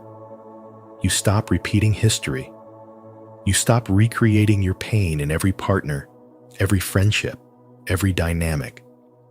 You no longer need someone to mirror your wounds. You seek those who can meet your wholeness, not complete your brokenness. And in this space of clarity, relationships transform. They become sacred containers for mutual growth, not emotional battlegrounds for repressed wounds. You speak without shrinking. You walk away without guilt. You set boundaries not to punish, but to protect your peace. This isn't detachment, it's alignment. Your connections no longer come from fear of being alone. They come from the joy of being fully seen. That joy could never grow in the soil of your past, because your past was rooted in scripts you didn't write. Now, you're the author. Yet this healing is never just yours. It echoes through your lineage. You become what some call a conscious ancestor the one who ends the pattern, who breaks the cycle, who chooses differently. Jung reminded us, the greatest tragedy of the family is the unlived life of the parent. When you choose to live fully beyond your mother's fears, beyond her wounds, beyond her limitations, you liberate more than just yourself. You liberate the generations before you who were never allowed to. And you create a future where the children born from your freedom will never carry what you had to heal. You become the turning point. So this journey, as difficult and sacred as it is, isn't about blaming the mother. It's about meeting the shadow she left within you, seeing it clearly, and transmuting it into light. You do not reject her. You reintegrate her, piece by piece, until what remains is the wisdom, not the wound. Until what emerges is a self no longer haunted by the past, but illuminated by it. A self that finally remembers, I was never broken. I was only buried. And now I rise. To honor your rebirth beyond the mother complex, declare your transformation. Comment below, I choose myself, as a powerful affirmation that you are no longer waiting to be validated. You are stepping into your wholeness. Your words might be the light someone else needs to begin their own healing journey. 10. Final reflection. Jungian individuation is not just a concept, it's a reckoning. It is the painful, courageous transition from inherited suffering to inner sovereignty. To individuate is to break the cycle, to step away from unconscious patterns passed down through bloodlines, and to finally become your own. It begins with rupture, the kind that forces you to see that the life you've been living was constructed on someone else's blueprint. It continues with grief, the grief of losing illusions, roles, and versions of yourself that were created for survival, not authenticity. And then, if you stay the course, it brings rebirth, a sense of emerging from the ruins, not just alive, but awake. Carl Jung once wrote, "Who looks outside, dreams. Who looks inside, awakes." This is the call to turn inward, not to escape the world, but to face the internal architecture that built your entire emotional reality. The shadow you carry, the mother wound you inherited, the voices that shaped your self-worth, they live inside you. But they are not you. When you dare to look within, not just with curiosity, but with fierce compassion, you begin the sacred work of remembering your true self, the one who was never broken, only buried. The shift happens subtly at first. You stop reacting and start responding. You question old loyalties. You catch the echo of your mother's voice in your own self-talk, and you choose, consciously, to replace it with something kinder, something truer. You realize that you're no longer seeking to be chosen. You choose yourself. And that simple act of choosing yourself is a radical revolution. You are no longer a character written by generational pain. You are now the author. The pen is in your hand, the page is blank, and what you write next will no longer be a reenactment. It will be truth. It will be freedom. You begin to see that healing is not linear, nor is it ever really done. Sometimes the old ache comes back, not to torment you, but to test you, to ask, will you abandon yourself again, or will you stay? And each time you stay, you deepen your roots. You remember that you are not here to fix the past. You are here to transform it, to feel what others suppressed, to speak what others silenced, to live what others only dreamed of. And in doing so, you become a conscious ancestor, a soul who refused to pass the pain forward, a human who met the wound and became the medicine. This is the gift of individuation, not just to awaken for yourself, but to awaken the future through your example. Thank you for joining us on this deeply personal and transformative journey. Healing is never easy, especially when it leads us back to the roots of our pain. But remember, true liberation begins when we bravely confront the emotional imprint left by the mother figure within. If this message resonated with you, don't forget to like this video, share it with someone who may need it, and subscribe to Spiritual Wisdom. Be sure to turn on the notification bell so you never miss a powerful insight that could change your life. Until next time, stay aware, stay grounded, and keep walking the path of healing and truth. If you are God's chosen ones, never reveal these 5 things to anyone. A fool gives full vent to his spirit, but a wise man quietly holds it back. Proverbs 29:11. In a world that thrives on oversharing, true wisdom lies in knowing what to keep sacred. God has entrusted each of us with divine plans, blessings, and revelations, but not everything is meant to be shared with the world. Some truths are too powerful, too fragile to be spoken before their time. Are you protecting the treasures that God has placed within you? Today, we'll uncover 5 things that God's chosen ones must keep hidden to safeguard their destiny. Make sure to watch until the end, because the last one is the most crucial. If this message resonates with you, comment below and share your thoughts. Let's grow in wisdom together. And don't forget to like, subscribe, and share to help spread the Word of God. Now, let's dive in. 1. God's plans for your life before they are fulfilled. God, in His infinite wisdom, has carefully orchestrated every detail of your life with divine precision and purpose. Yet, His plans require time, preparation, and the right season to manifest. Revealing these plans prematurely can expose you to unnecessary opposition, confusion, or even sabotage. If you are one of God's chosen ones, there are certain things you must guard closely and never reveal to just anyone.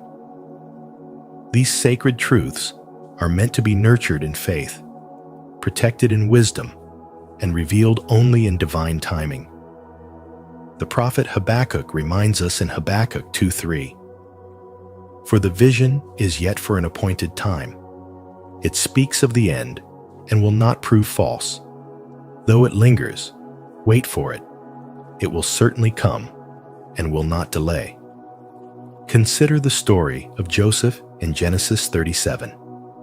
God planted a vision of greatness within him, revealing that he would one day rise to a position of power. However, when Joseph eagerly shared his dream with his brothers, their jealousy consumed them, and they sought to destroy him. His path to destiny became a journey of betrayal, slavery, and imprisonment. Though God's promise was fulfilled, the hardship he endured teaches us an invaluable lesson. Divine plans are fragile in their early stages. Like a seed planted in the soil, a vision must be nurtured with patience and discernment before it can flourish. Even Jesus himself understood the importance of timing. In John 7:6, he told his disciples, "My time has not yet come." This is a profound truth. Just because God has spoken a promise over your life does not mean it is time to proclaim it to the world. Delay is not denial. It is divine preparation. Type, "God's timing is perfect," if you trust that His plans for your life are unfolding at the right moment. Let's walk in faith and patience, knowing He is preparing the way. 2. Future plans and visions. Your God-given vision is sacred. It is not meant to be broadcasted for public validation. It is a covenant between you and the Almighty, a divine assignment that requires wisdom, discernment, and silence. The Bible reminds us in Habakkuk 2:3 that every vision has its appointed time. It may not come to pass immediately, but it will surely be fulfilled in God's perfect timing. The waiting period is not a delay, but a season of preparation, a time when God refines you, strengthens your faith, and shields you from premature exposure. Consider Nehemiah, the man entrusted with rebuilding the walls of Jerusalem. He did not go around announcing his plans to everyone. Instead, he worked in silence, carrying a tool in one hand and a sword in the other. Nehemiah 4:17. He understood that some missions demand quiet preparation, for not everyone will support or understand what God has placed in your heart. The enemy seeks to attack before you are fully ready, and sometimes even those closest to you may unknowingly discourage you. This is why silence is not just wisdom, it is protection. It is a spiritual discipline that allows your vision to take deep root before it is exposed to the world. When God gives you a calling, a dream, or a divine revelation, guard it with care. Speak only when necessary, and to those who have been divinely placed in your life to uplift you. Mary, the mother of Jesus, understood this well. When the angel Gabriel revealed to her the miraculous birth of the Messiah, she did not go about proclaiming it to everyone. Instead, she treasured these things in her heart, trusting that God Himself would bring them to pass. Likewise, your spiritual awakening requires trust in God's process. The dreams He has planted within you are like seeds they need time to grow, away from the harsh winds of doubt, criticism, and negativity. So, what should you keep to yourself? First, do not share your vision with those who lack spiritual understanding, for they may ridicule what they cannot comprehend. Second, be cautious about discussing your struggles prematurely. God is working behind the scenes, and sharing too soon may invite unnecessary obstacles. Third, guard your spiritual revelations, for they are meant to guide you, not to be debated with skeptics. Fourth, do not disclose every step of your progress. There is power in moving in silence. Lastly, be selective with your personal prayers. Some things are meant to be between you and God alone. Your journey of faith is sacred, and discernment is key. Trust in God's timing. Trust in His ability to make things known when the moment is right. Keep your faith strong, your heart guarded, and your vision protected. Remember, what God has ordained for you will manifest at the perfect time, not a moment too soon, not a second too late. Stay steadfast and let your spiritual awakening unfold as God intended. If you believe in the vision God has placed in your heart and are ready to walk in wisdom, repeat after me. I receive divine guidance for my future. I trust God's timing and wisdom completely. 3. Your personal struggles or weaknesses in detail. God created you with a divine purpose, a path uniquely designed for your spiritual journey. But understand this, not everyone around you is meant to know the intricate details of your life. In today's world, where social media and oversharing are the norm, many mistake transparency for wisdom. But hear me clearly, your struggles, your revelations, and your divine assignments are not for public consumption. Some things must remain between you and God. The Apostle Paul reminds us in 2 Corinthians 12:9, "My grace is sufficient for you, for my power is made perfect in weakness." Paul acknowledged his weaknesses not to invite the scrutiny of others, but to magnify the grace of God. He understood the difference between surrendering his struggles to God and exposing them to those who might manipulate, misunderstand, or misuse them. Take a moment to reflect on the story of Samson in Judges 16:17. He revealed the secret of his strength to Delilah, believing that she truly cared for him. Instead, she used that knowledge to bring about his downfall. The issue was not just that Samson trusted the wrong person. It was that he shared something sacred, something that should have remained between him and God.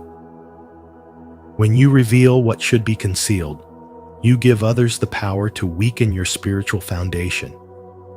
Even Jesus, in all his perfection, understood the power of discretion. Luke 5:16 tells us, "But Jesus often withdrew to lonely places and prayed." He didn't share his deepest revelations with the crowd, but entrusted them to a select few, his disciples. He understood that not every truth should be spoken to just anyone, because not all hearts are prepared to receive what is holy. Stay connected with our community of faith by subscribing to our channel. Here, we share divine wisdom to strengthen your spirit and guide you in guarding your heart. Remember, God's grace is at work in you, shaping you in private for his greater purpose. Let him be your source of strength. Subscribe now and walk this journey of faith with us. 4. The depth of your spiritual strength or weakness. Throughout history, those who walk closely with God have understood the power of discretion. Not everything should be spoken aloud, for the spiritual realm is alive with forces beyond what the eye can see. Revealing too much can leave you exposed to spiritual attacks. As 1 Peter 5:8 warns, "The enemy prowls around like a roaring lion, seeking whom he may devour."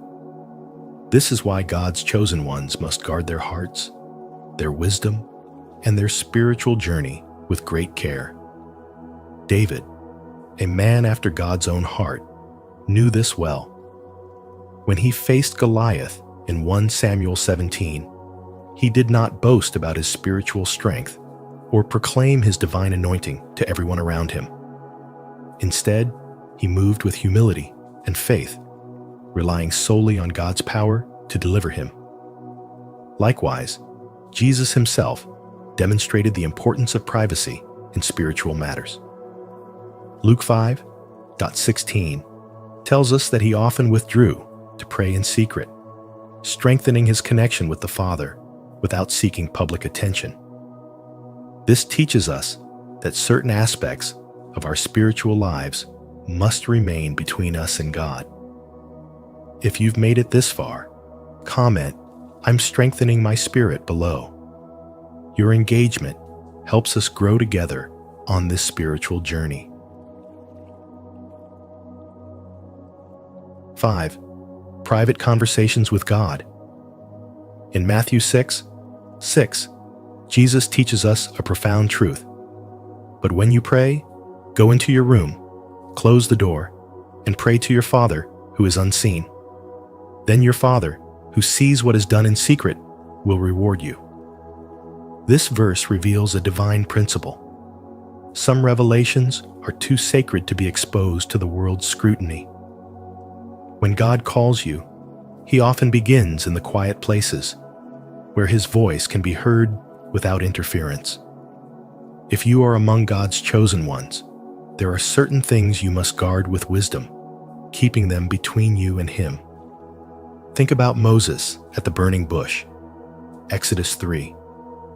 God did not declare his plan for Israel's deliverance in a crowded assembly. Instead, he called Moses into solitude, into a sacred and private encounter. The moment was personal and powerful, not meant for the ears of those who might doubt or discourage. Likewise, Mary, the mother of Jesus, understood the importance of keeping divine revelations close to her heart. When the angel Gabriel told her she would bear the Son of God, Luke 1:26-38, she did not rush to broadcast this news. Instead, as Luke 2:19 tells us, she treasured up all these things and pondered them in her heart. There is divine wisdom in knowing what to share and what to guard. If this message resonates with you, comment below, treasuring his whispers, to embrace divine wisdom and deepen your connection with God. As God's chosen ones, we are called to walk in wisdom, faith, and discernment. Some truths are meant to be kept between you and God, guiding your spiritual journey without interference. By guarding these sacred aspects of your life, you remain aligned with His divine purpose. If this message resonated with you, don't forget to like this video, share it with others who seek spiritual wisdom, and subscribe to our channel, Spiritual Wisdom. Make sure to turn on the notification bell so you never miss our upcoming insights on faith, transformation, and divine purpose. Stay blessed, and see you in the next video.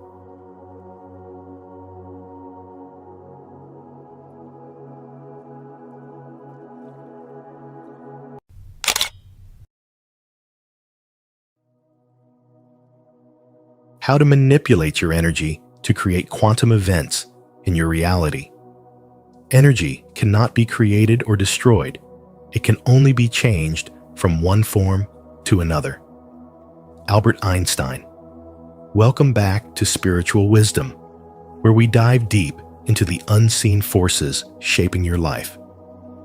Today, we're exploring how to manipulate your energy to trigger quantum events, those life-altering shifts that seem like miracles, but are actually the result of energetic mastery.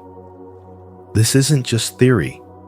It's a practice you can apply right now to align with the outcomes you truly desire.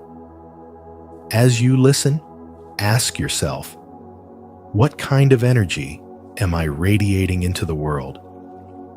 Drop your thoughts in the comments and let us know how you've experienced energy shaping your reality. Let's unlock the truth together and create a life designed by intention, not reaction. 1. Reality responds to your energy, not your effort. Reality isn't something outside of you. It's something shaped by the energy you radiate from within. The universe doesn't respond to how hard you work, how loudly you speak, or how much effort you pour into your goals. It responds to your internal state, your emotional vibration, your subconscious beliefs, and the frequency you carry moment by moment. You are not a passive player in life. You are the signal, and reality is the echo. Most people try to force life into submission. They hustle, manipulate circumstances, and cling to plans, believing effort alone guarantees results. But quantum reality doesn't function like a mechanical machine. It's fluid, intelligent, and responsive. You're not operating within a fixed structure. You're influencing a field of probabilities that rearranges itself based on your inner alignment.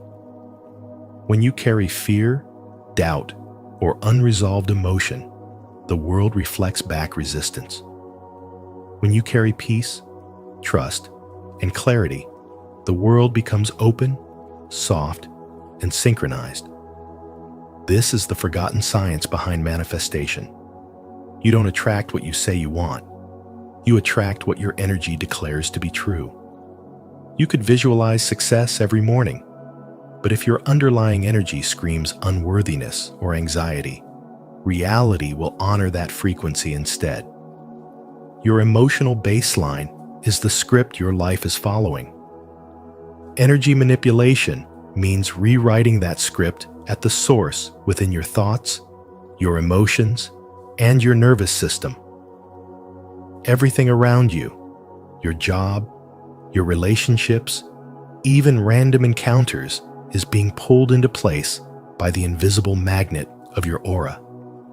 You are constantly collapsing waves of possibility into form based on what you feel, believe, and expect.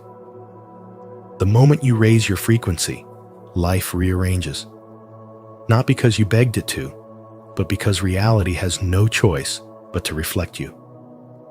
This is not mysticism, it's quantum law, and you're living in it whether you realize it or not. So instead of pushing harder, tune deeper.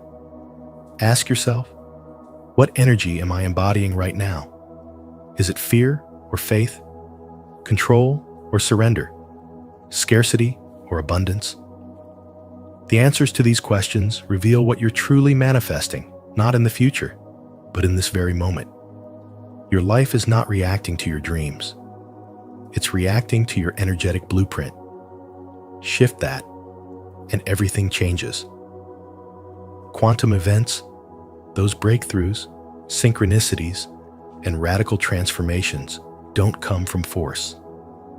They arrive when your energy becomes too clear, too aligned, too undeniable for the universe to resist. When you master that frequency, the game is no longer about chasing outcomes. It's about embodying your truth so deeply that reality has no option but to reflect your evolution back to you.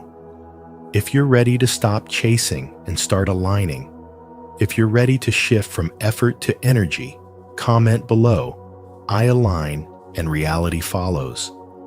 Let this be your declaration that you're done forcing and finally tuning into the frequency that shapes your world. 2. Your energy field is a blueprint that reality reads.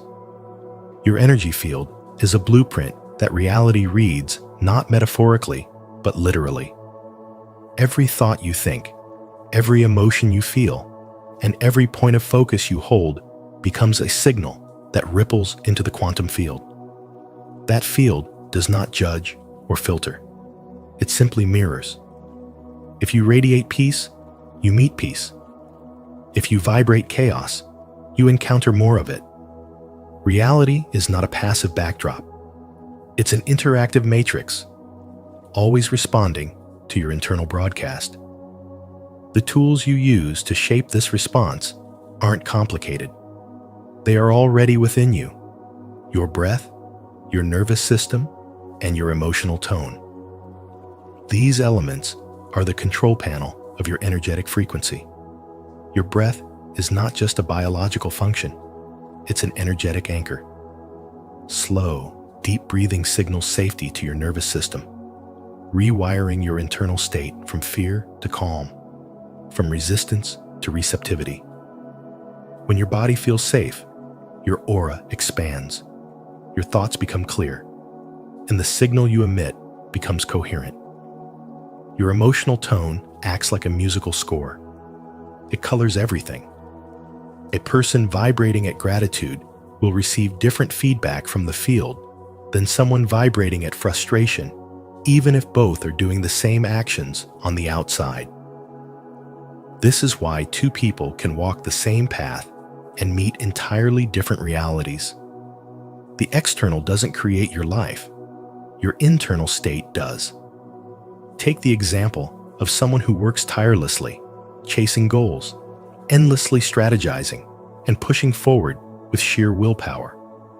If the underlying emotion is anxiety or lack, the universe doesn't read the effort.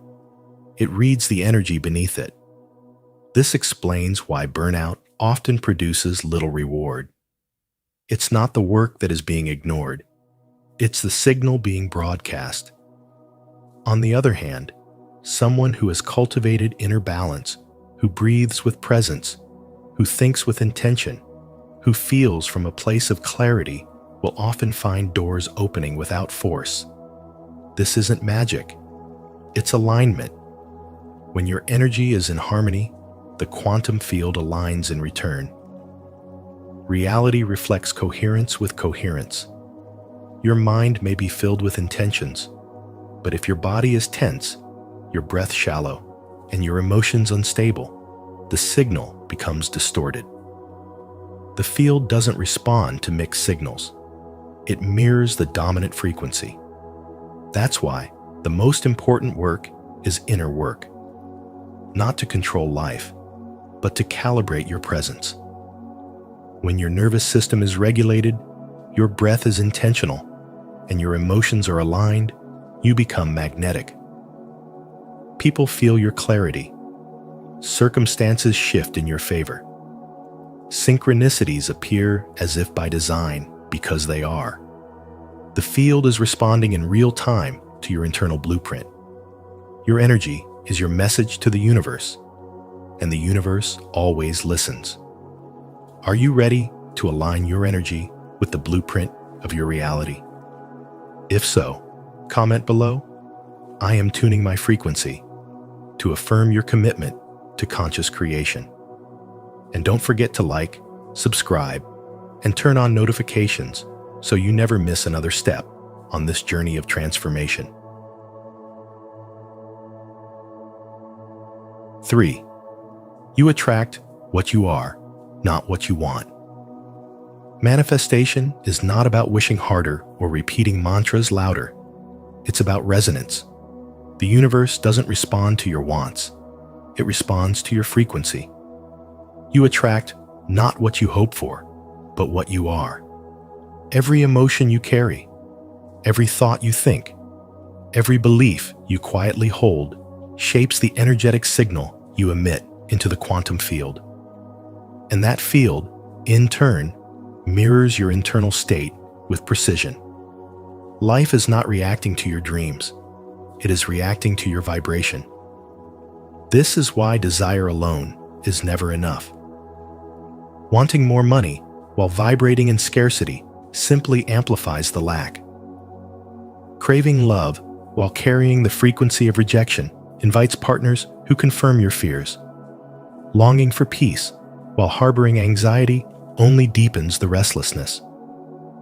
Your energy is the message. You are a transmitter, and reality is simply decoding the signal you send. Even your silence is read, your doubts are measured, and your self-perception becomes your fate. The quantum field does not respond to effort. It responds to embodiment. What you consistently feel, believe, and expect becomes your point of attraction. You can decorate your vision board, say all the affirmations, and visualize until your eyes burn, but none of it overrides the frequency of fear, guilt, or lack buried beneath the surface. Until you shift the being, the wanting will only echo as absence. Becoming is the bridge. If you want joy, embody joy in your daily presence. If you want abundance, move like someone who trusts life to support them. If you want love, release the bitterness and become the frequency of openness and compassion. Energy doesn't lie, and the field doesn't negotiate, it reflects. The moment your internal state aligns with the outcome you seek, the separation dissolves. You're no longer reaching for the thing, you are living from it. That's when reality shifts. You don't manifest by force. You manifest by becoming a match. You shift your frequency, and timelines bend. Possibilities rearrange themselves. People, chances, and breakthroughs start orbiting your field without resistance. That's not magic, that's alignment. Your aura becomes the invitation. Your breath becomes the command. Your presence becomes the prayer. Pretending doesn't work. The universe doesn't respond to performance. It responds to authenticity. You can't fake frequency. You can't manipulate the quantum with shallow effort. The work is real. You must meet yourself in the places you hide. Heal the parts of you vibrating in fear. Release the narratives that say you're not enough. Let your nervous system learn safety again. Let your heart expand again. Let your body believe in joy again. You are not attracting what you desire. You are attracting what you are. And when you finally understand that, you stop chasing and start aligning. You stop forcing and start flowing. You stop hoping and start becoming. That's the shift. That's the mastery. That's how you collapse timelines and manifest miracles, not through effort, but through energetic truth. If you're ready to align your energy with what you truly desire, not just what you say you want, then take the first step now. Like this video, subscribe to Spiritual Wisdom, and drop a comment below. I align with my highest frequency. Let's manifest from the inside out, together. 4. Emotional alignment is the key to shifting timelines. Your current reality is not random. It is a living reflection of your emotional patterns, your deepest beliefs, and the stories you've been unconsciously rehearsing since childhood. Most people live trapped in loops, repeating timelines shaped by unhealed trauma, generational conditioning, and inner chaos. But emotional alignment changes everything. The moment you bring clarity, coherence, and nervous system regulation into your body, the energetic signal you emit shifts, and so does your life. Because energy doesn't lie, and the universe doesn't respond to what you wish for. It responds to the frequency you carry most consistently. When your emotional state is dominated by fear, confusion, or resentment, no matter how many goals you set or affirmations you recite, the results will always echo that internal dissonance. Think of the quantum field as a mirror one that reflects not your desires, but your dominant emotional tone. You can't attract love while vibrating in abandonment. You can't manifest abundance while internally feeling unworthy. Reality is responsive, not reactive. It responds in real time to the energy behind your thoughts, not just the thoughts themselves. This is why emotional alignment is not about forcing yourself to feel good all the time. It's about becoming emotionally honest and energetically coherent. When you learn to regulate your emotions by breathing through discomfort instead of escaping it, by observing your triggers instead of becoming them, you begin to broadcast a new frequency.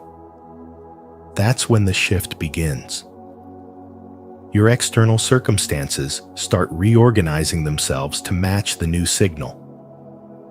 Life doesn't change because you tried harder. It changes because your energy stopped lying. Everything around you adjusts to the vibration you're anchored in. Picture your life as a radio dial. If you're tuned into grief, no amount of optimism will bring in joy unless you change the station. But when you align emotionally, when you begin to feel your worth, trust your flow, and cultivate internal peace, the station changes on its own. Suddenly, synchronicities appear. Doors open. People show up. The energy becomes effortless. This is not magic. It's physics. Vibrations align with similar vibrations, and you become a magnet for what you embody. That's the secret to timeline shifting. Not effort, not control, but coherence. As your inner world stabilizes, your outer world evolves. You stop being the effect of old programming and become the cause of new possibilities. In every moment, you are either reinforcing an outdated frequency or stepping into a new one. Emotional alignment gives you the power to choose. And when your emotional energy becomes intentional, grounded, and expansive, reality has no choice but to reorganize itself around you. If you feel this truth in your soul and you're ready to shift into a new reality, say it out loud. I align my emotions with truth, clarity, and peace. My new timeline begins now. Let this be your declaration. 5. Quantum physics confirms this: observation creates reality. Particles do not become real until they are observed. That's not a metaphor, it's quantum fact. And in your life, the same rule applies. What you pay attention to, with emotion and belief, becomes your lived experience. Your energy is the invisible hand sculpting the outcomes around you. When you expect disappointment, the world responds like a loyal servant, delivering exactly what you anticipated. But when you stand in inner authority, rooted in self-worth, the entire quantum field begins to rearrange itself to match your vibration. Your reality is not built on actions alone. It's built on emotional resonance. That's why people who hustle without healing stay stuck in loops. They're taking action from lack, fear, and unworthiness, so the timelines they collapse are drenched in resistance. But shift your internal state, realign with trust, coherence, and worthiness, and the same world that once ignored you begins to bend in your favor. The timeline changes not because the outside changed, but because you did. This is how you manipulate energy, not by forcing, scripting, or pretending, but by becoming. When your nervous system is regulated, your heart open, your thoughts clear, you send a coherent signal into the field. And the universe? It responds like a mirror, not a judge. It doesn't care what you want. It reflects what you are. You can't fool the field with affirmations if your frequency is still laced with doubt. Most people try to change their lives with vision boards, mantras, and strategy. But the quantum field doesn't speak English. It speaks of vibration. It reads your emotional baseline, what you consistently feel, not what you occasionally hope for. That's why breakthroughs happen when people finally stop chasing and start aligning. When they stop begging life to change and start embodying the version of themselves that would naturally attract that reality. A woman once shared that she had been passed over for promotions for years, not because she wasn't qualified, but because she didn't see herself as a leader. Every meeting, every pitch, her energy whispered insecurity, even if her words shouted confidence. But the day she showed up, fully owning her worth, not to prove, but to be, the entire room shifted. People listened.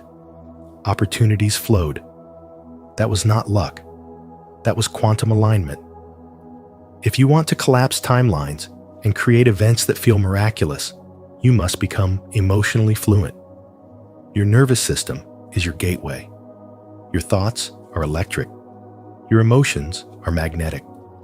When both are aligned, reality bends.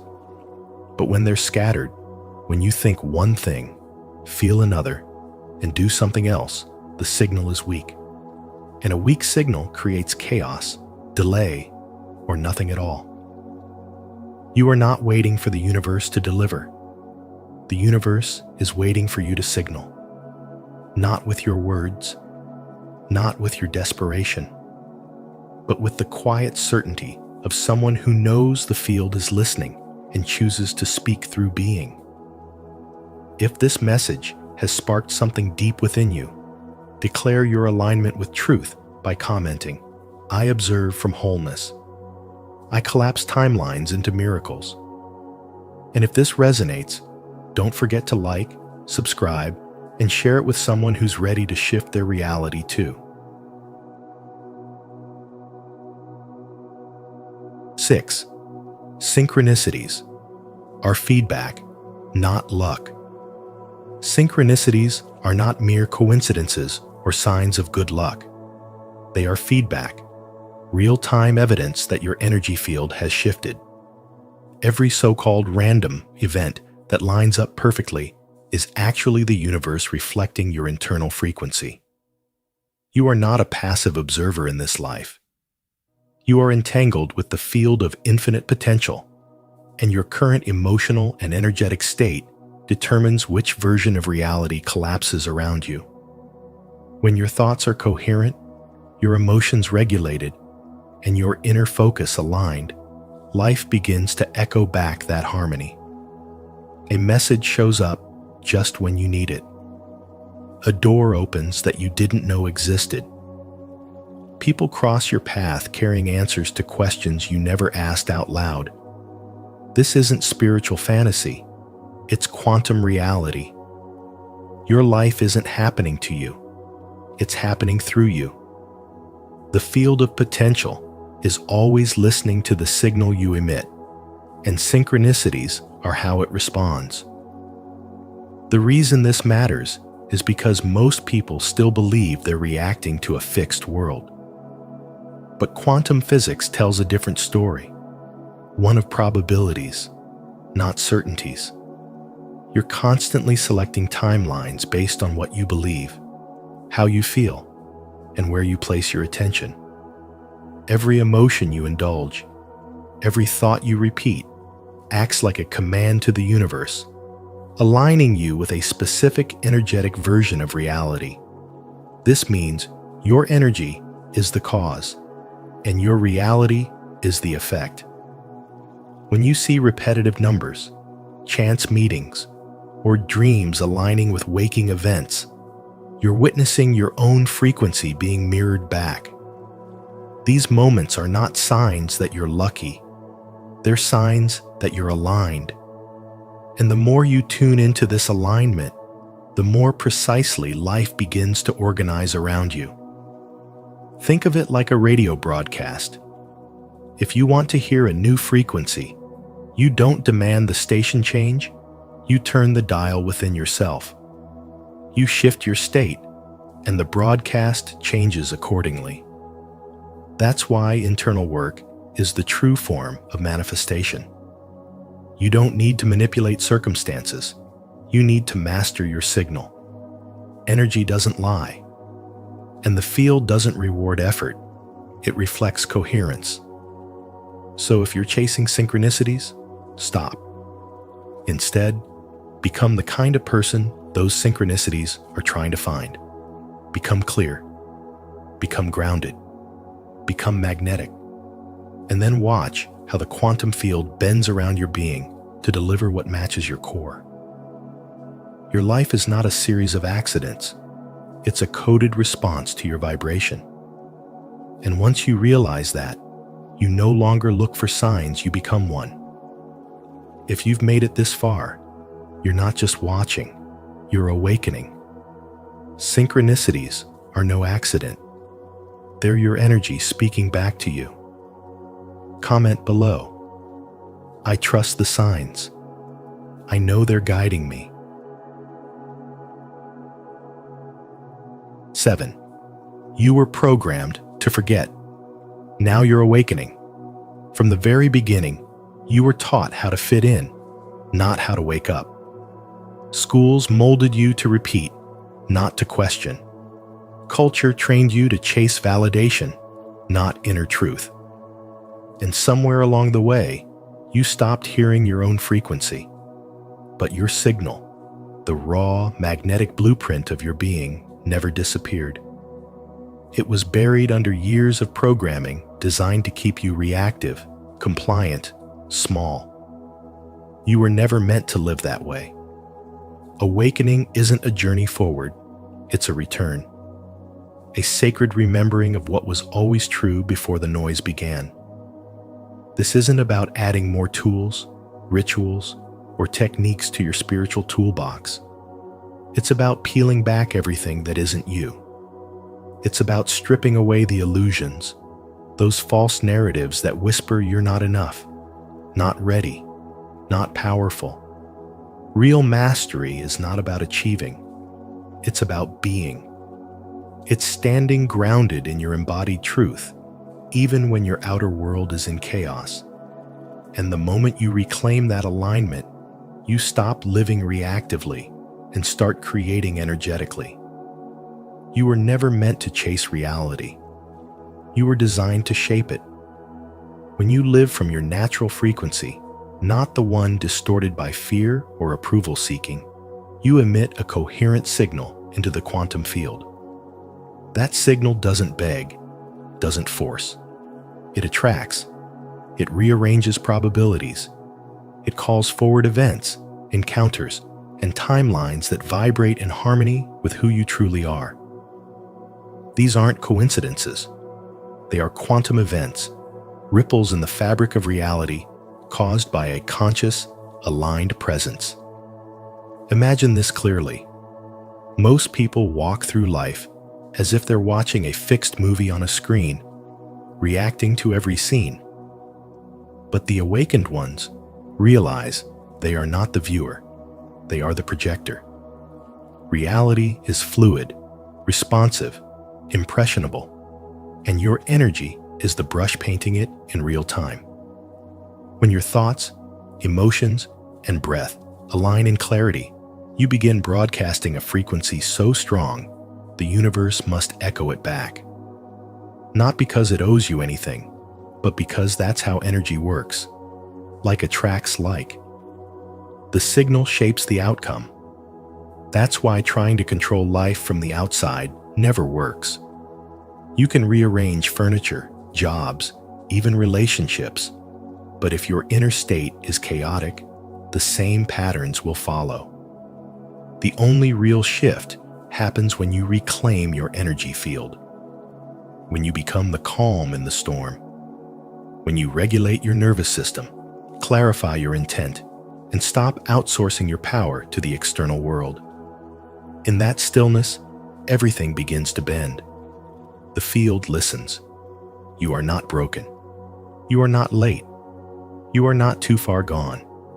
You are simply waking up from a long sleep, shaking off the dust of forgetting. The voice inside you that keeps whispering, "There's more," is not a fantasy. It's your signal trying to break through. Listen. Trust it. Follow it. Because this is not the beginning of your becoming. This is the return to who you've always been. If this message stirred something deep within you, it's because you're remembering. To honor your awakening, comment below, "I am remembering who I am."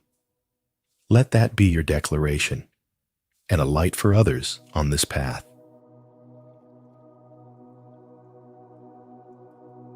And remember, your energy is not just something you have, it's something you are. When you learn to align it with intention, clarity, and purpose, you don't just react to life, you reshape it. If this message resonated with you, please take a moment to like this video, share it with someone on their spiritual journey, and subscribe to Spiritual Wisdom for more powerful insights.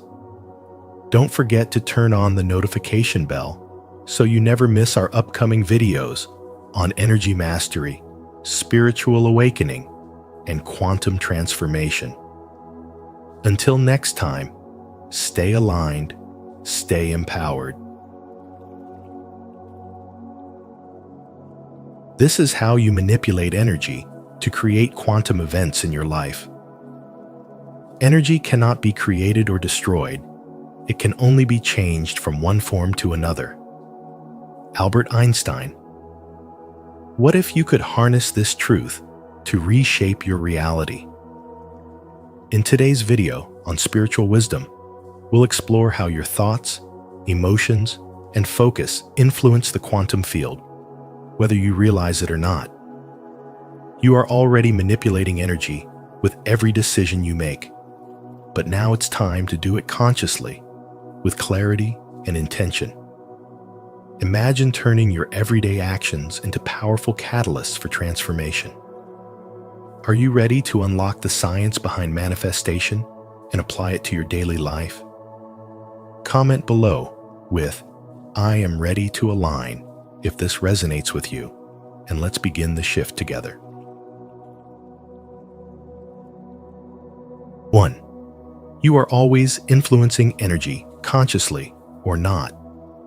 Every thought you think, every feeling you hold, and every breath you take is already influencing energy. This is not something reserved for spiritual masters or quantum scientists.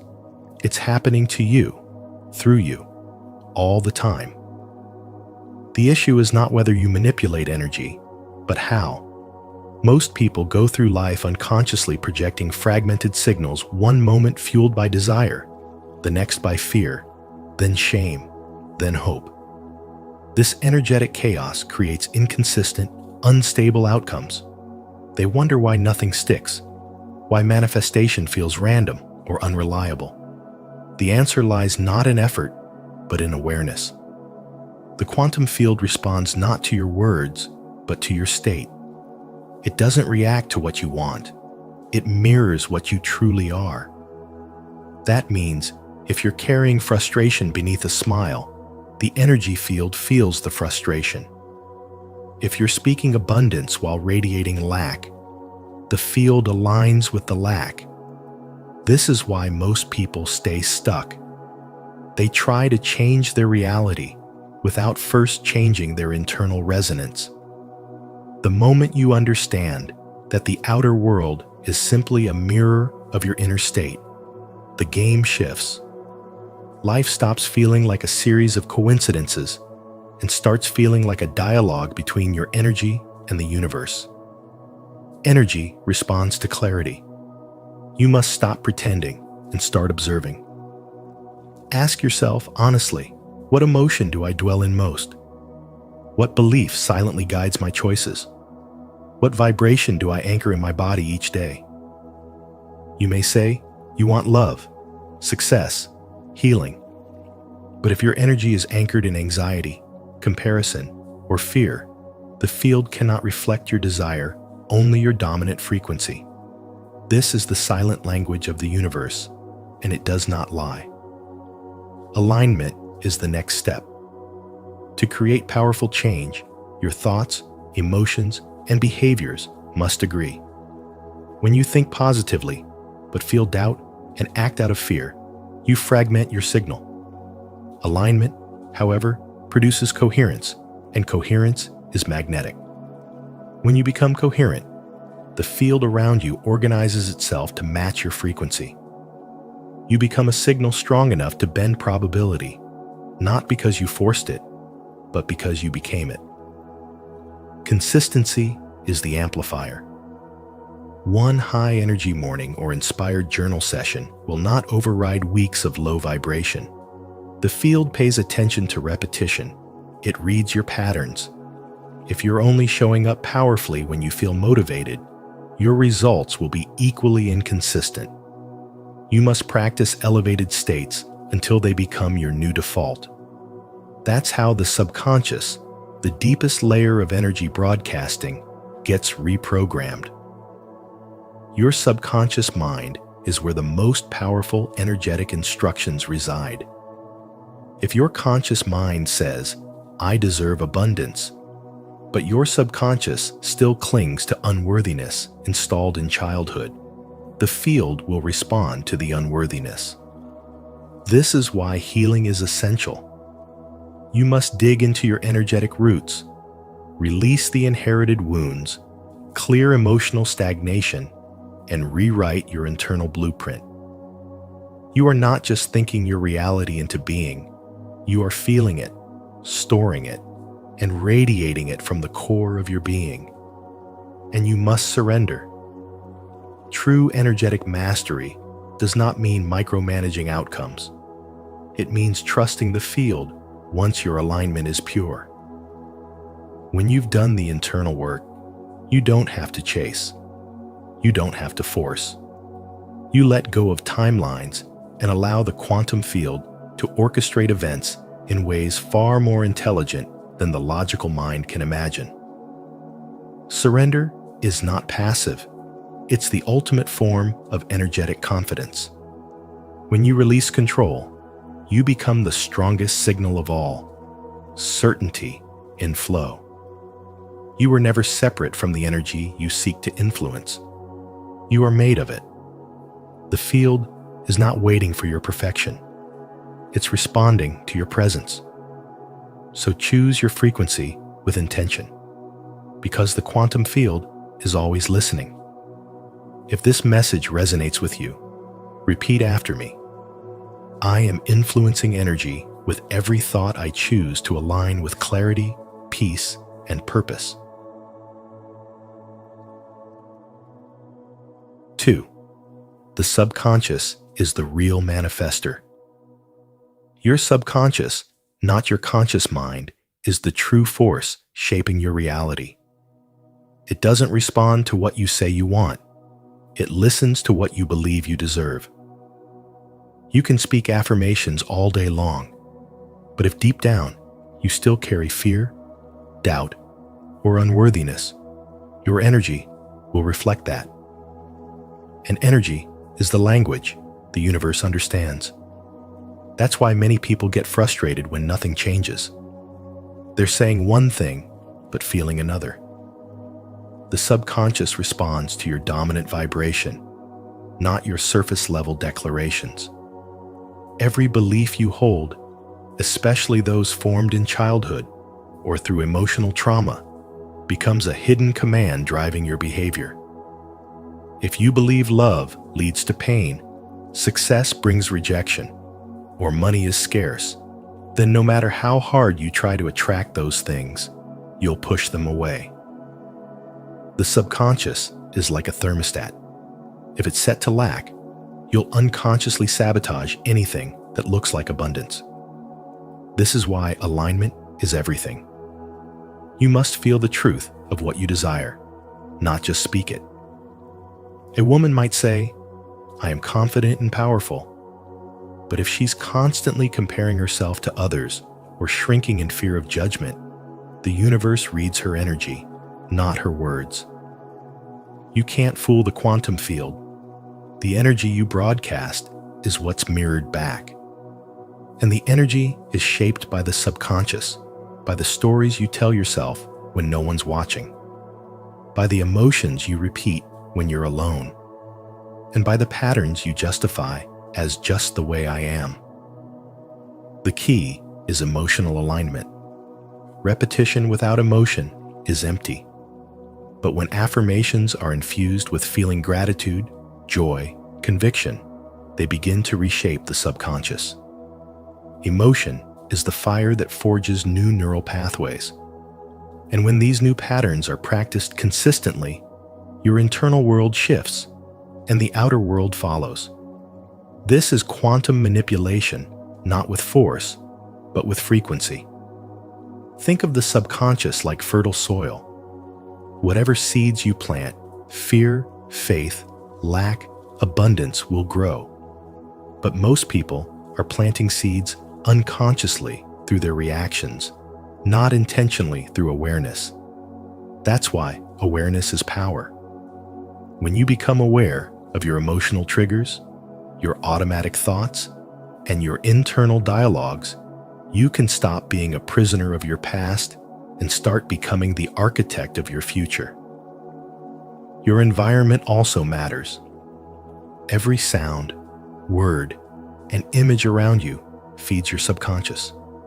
Negative news, gossip, toxic conversations, they're all programming you. Protect your space. Curate your input. What you repeatedly expose yourself to becomes what you believe. And what you believe becomes what you experience. You are always manifesting. The only question is, are you doing it by design or by default? Until you change the story running in your subconscious, you'll keep repeating the same patterns, no matter how much effort you make. True transformation begins when your thoughts, emotions, and actions are in harmony, not when you talk about change, but when you live it, feel it, and breathe it. That's how you manipulate energy to create quantum events, not through willpower alone, but by shifting your internal state to align with your highest truth. The moment your subconscious agrees with your vision, the universe has no choice but to respond. Are you ready to reprogram your reality from the inside out? If so, comment below. I align my subconscious to affirm your commitment to deep inner transformation. And don't forget to like, subscribe, and turn on the notification bell so you never miss a step on this journey. 3. Coherence unlocks power. When your mind, heart, and body are no longer pulling in different directions, you emit a frequency so clear and stable that the quantum field has no choice but to respond. This is coherence, not perfection, not pretending to be happy all the time, but embodying a steady emotional and vibrational rhythm that becomes your energetic signature. It is the state in which you become magnetic, not by effort, but by alignment. Your signal becomes strong, undistorted, and consistent. In this space, manifestation is no longer random. It becomes precise, intentional, and deeply personal. Energetic coherence is not just a spiritual concept, it's a technology of the soul. When your thoughts are focused, your emotions are balanced, and your body is calm and present, your entire being broadcasts one unified message.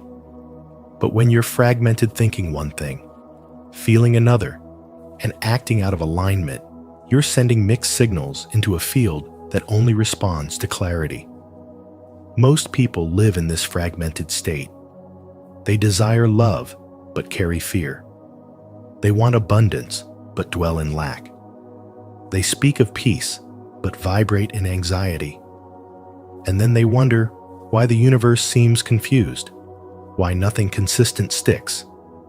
The truth is, it's not the universe that's unclear. It's the signal you're sending out. You are not separate from the energy you want to influence. You are made of it. You're not shouting into a distant sky hoping something answers. You are submerged in the very field you seek to shape. And that field is listening not to your words, but to your state. This is why coherence matters. The more emotionally regulated and energetically aligned you are, the more the field mirrors back that order, that peace, that power. Like a ripple expanding outward, your inner alignment begins to restructure your outer world. You can cultivate this state through breath work that grounds your nervous system, visualization that trains your focus, and movement that reconnects you to presence. These aren't just habits. They are energetic tools. They bring the scattered parts of you into harmony. Coherence becomes your foundation, your home frequency. And from that space, life doesn't just happen to you, it responds to you. It bends around your signal. That's when you begin to experience quantum events, unexpected breakthroughs, divine timing, miraculous alignments because you've tuned into the precise frequency that calls them in. We've all met someone who exudes a calm, steady power. They don't need to say much. Their presence does the speaking. That's coherence. It's not charisma. It's not performance. It's energetic integrity. Their inner and outer worlds match. And because of that, their influence is undeniable. You have that same ability. When you anchor into emotional stability and energetic harmony, your very presence begins to shift environments, conversations, and outcomes. The quantum field responds to energetic consistency, not intensity, not desperation, just alignment. When your vibration holds steady despite the noise, despite the past, despite the doubt the universe locks in, coherence is the tuning fork. It's the password. It's the key that tells the universe, this is what I choose. And the universe, ever faithful, reflects it back in form. If you're ready to unlock true energetic power by aligning your mind, heart, and body, then this message is for you. Like this video and subscribe to the channel to stay connected to powerful insights that will elevate your energy, your clarity, and your life. 4. The quantum field responds to expectation, not desire. Reality doesn't respond to what you want. It responds to what you expect. This is one of the most misunderstood truths of quantum creation. The quantum field, an infinite sea of possibilities, does not reward desire. It mirrors belief. Just like a quantum observer collapses an uncertain wave into one tangible outcome, your inner state of certainty or uncertainty determines which version of reality you experience. You can wish for a new life, speak affirmations, and visualize outcomes all day long. But if your subconscious still harbors doubt, the energy you emit is fragmented. And fragmented energy creates inconsistent results. Expectation is not just a thought, it is a frequency. It's a quiet, unshakable knowing that doesn't need to be shouted or proven. When you truly expect something, it already feels real to your nervous system. You stop chasing and start aligning. You stop forcing and start allowing. This is where real manifestation begins, not with frantic action, but with vibrational agreement between your conscious desire and subconscious programming. The field responds not to your words, but to your coherence. When you are internally aligned, even before the evidence shows up, the field starts bending around you to reflect that truth. Doubt, then, becomes the greatest saboteur, not because it makes you weak, but because it scrambles your signal. It breaks the harmony between what you say you want and what you actually believe is possible. Doubt says to the universe, "I want it, but I don't think I deserve it." Or worse, "I want it, but I don't think it will ever happen for me." And so, the field reflects that very uncertainty back, creating delays, blocks, or unwanted outcomes. But when expectation becomes natural, when you feel the future as already here, the field has no choice but to respond in kind. The subconscious mind is the command center of your frequency. It doesn't care what you consciously hope for. It responds to what has been deeply imprinted through emotion, repetition, and identity. If you still identify with struggle, then success feels foreign, even threatening. But if you rewire your subconscious to expect miracles as your norm, those miracles begin to show up, not because the universe suddenly favors you, but because you finally became a match for what you've always deserved. You've seen this principle in everyday life. You expect traffic, and somehow you're always late.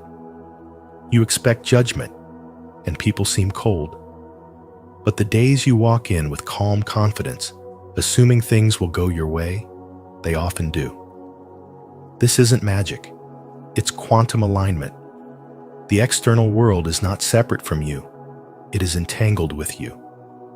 Your assumptions silently instruct reality on how to respond. So the most powerful shift you can make is not in what you do, but in what you believe without hesitation.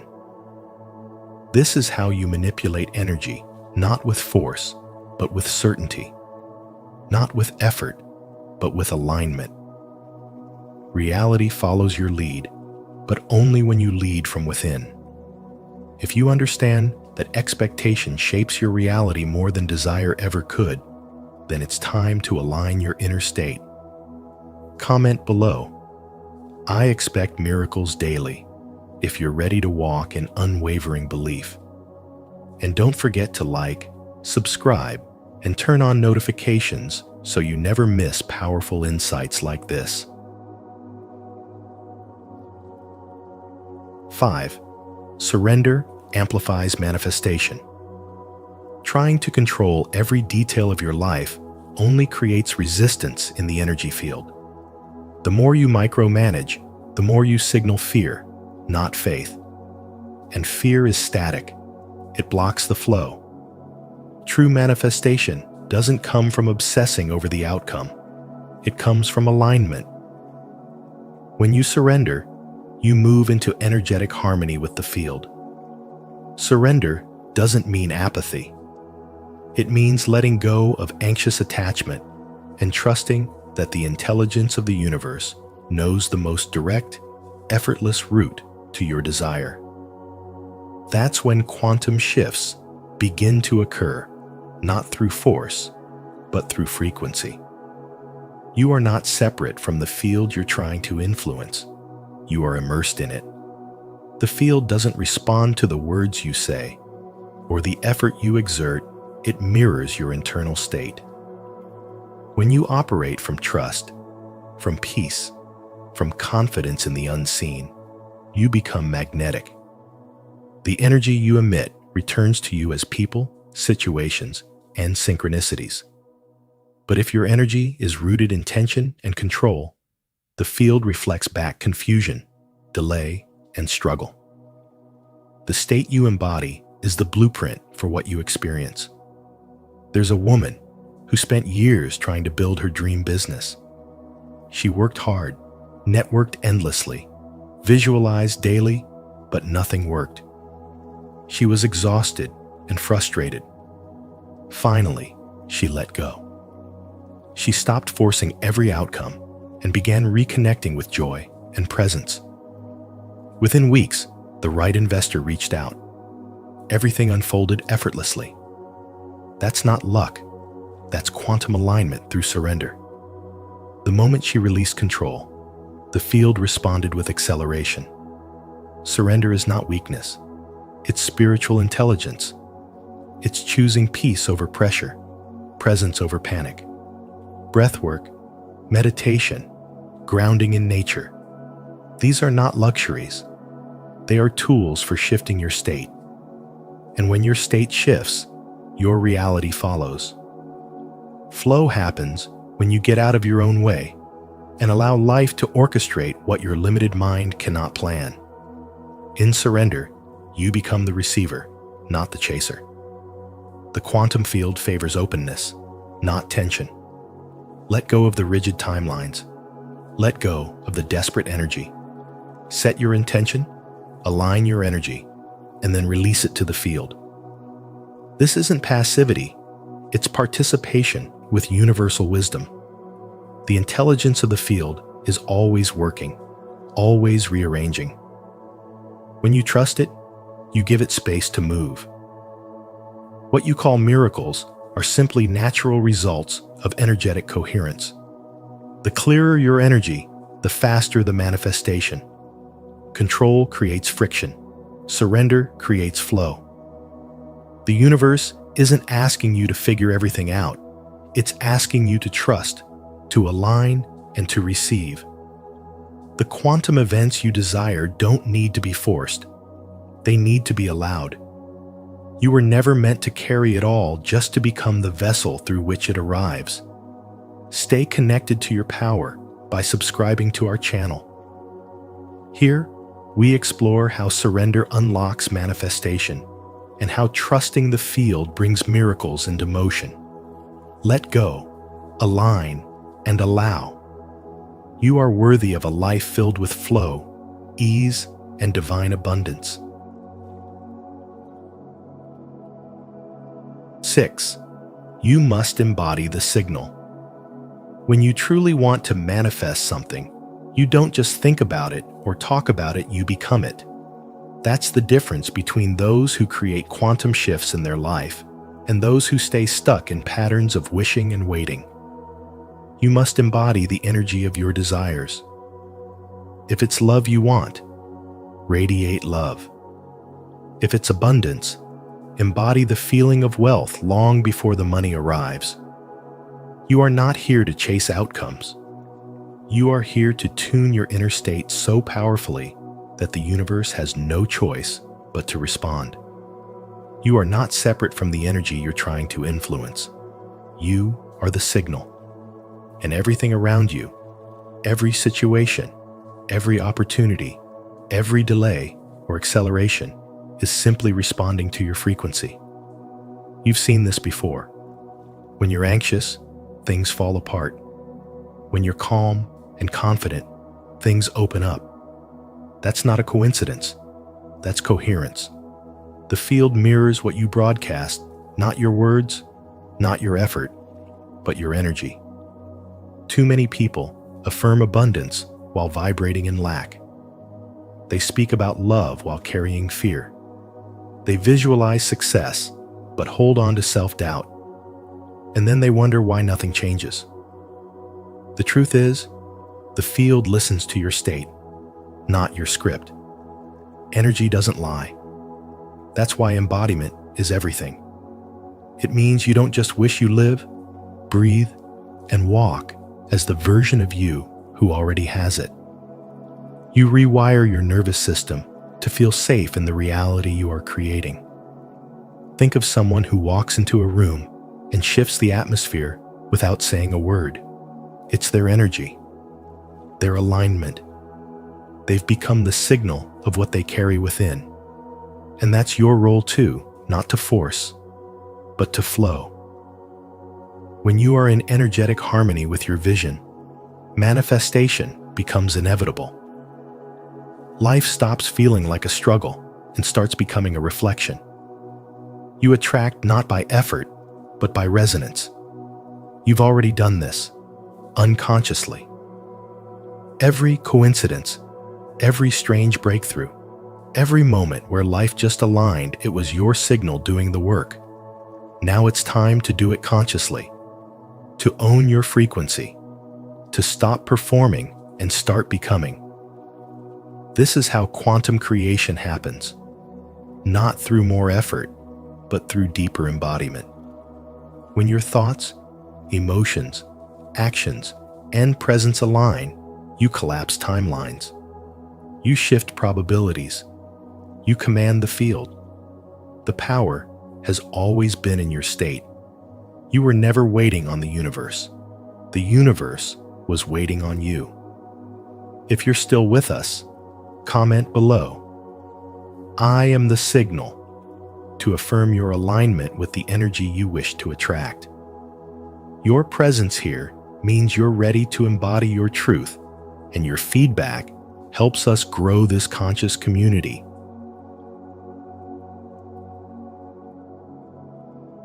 Seven, remember and align with your true self. You've never been separate from your highest self. It was never waiting for you in some far-off future or hidden behind endless layers of self-improvement. It has always existed in the quantum field, in the infinite, now anchored in pure potential, wholeness, and divine memory. What changed was not your essence, but your awareness. And now, your work is not to chase that version of yourself, it is to remember it. The kind of remembering that transcends intellect and taps into the soul's recognition. The moment you do, the universe responds not later, but instantly. Because the field doesn't wait, it mirrors. You are not here to fight for your future or force your dreams into existence. You are here to tune into the frequency of the self that has already arrived. This is not about forcing reality to bend.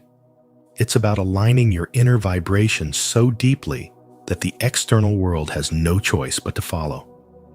You've been told that effort creates results, but in the quantum realm, state creates outcomes. The field is listening, not to your words or your wants, but to your vibration, your emotional tone, your energetic signature. What you feel consistently is what you broadcast, and what you broadcast is what returns to you, shaped by unseen laws that never fail. Most people live scattered. They wake up with good intentions, but within minutes, they're absorbed into the static of the world. Thoughts rooted in fear, emotions born of memory, actions dictated by the past. They forget that in every moment, the quantum field is responding not to their goals, but to their state of being. And so, they create by default, not design. But when you become aware, truly aware, that your consciousness is the control panel of your reality, the game changes. You're no longer a victim of circumstance. You become a creator of coherence. To live in coherence is to align thought, emotion, and intention. It is to feel now what you want to live later. The feeling is the frequency, and frequency is the language of the universe. When you embody joy before the miracle, peace before the breakthrough, love before the partner, you collapse the delay. You become magnetically synchronized with your desire, not as something you chase, but as something that emerges from your alignment. This is how quantum events unfold, not by trying harder, but by remembering deeper. You don't have to force the field. You are the field. You are entangled with every possibility, already connected to the outcome you seek. The moment you emotionally live in that outcome, you call it to you, not by chance, but by law. What you remember, you reclaim. What you embody, you energize. And what you energize becomes real. So the shift begins within, not by doing more, but by being more aligned, more present, more in tune with your divine frequency. You are not broken, not behind, not lost.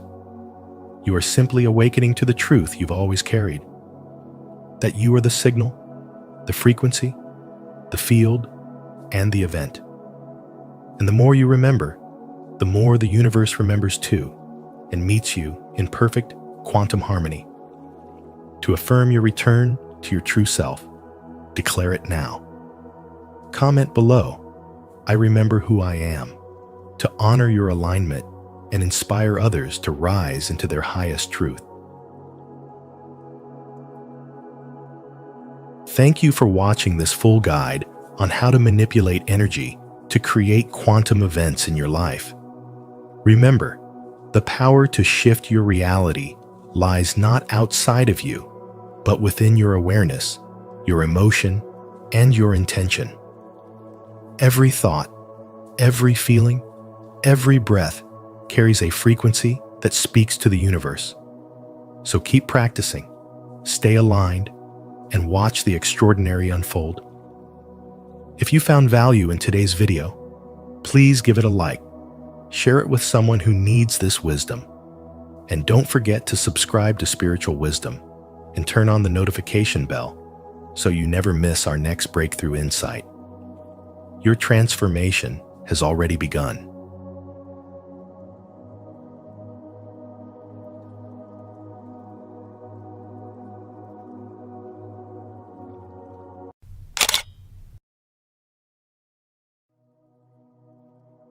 If you see these 9 signs, you are in your last life cycle.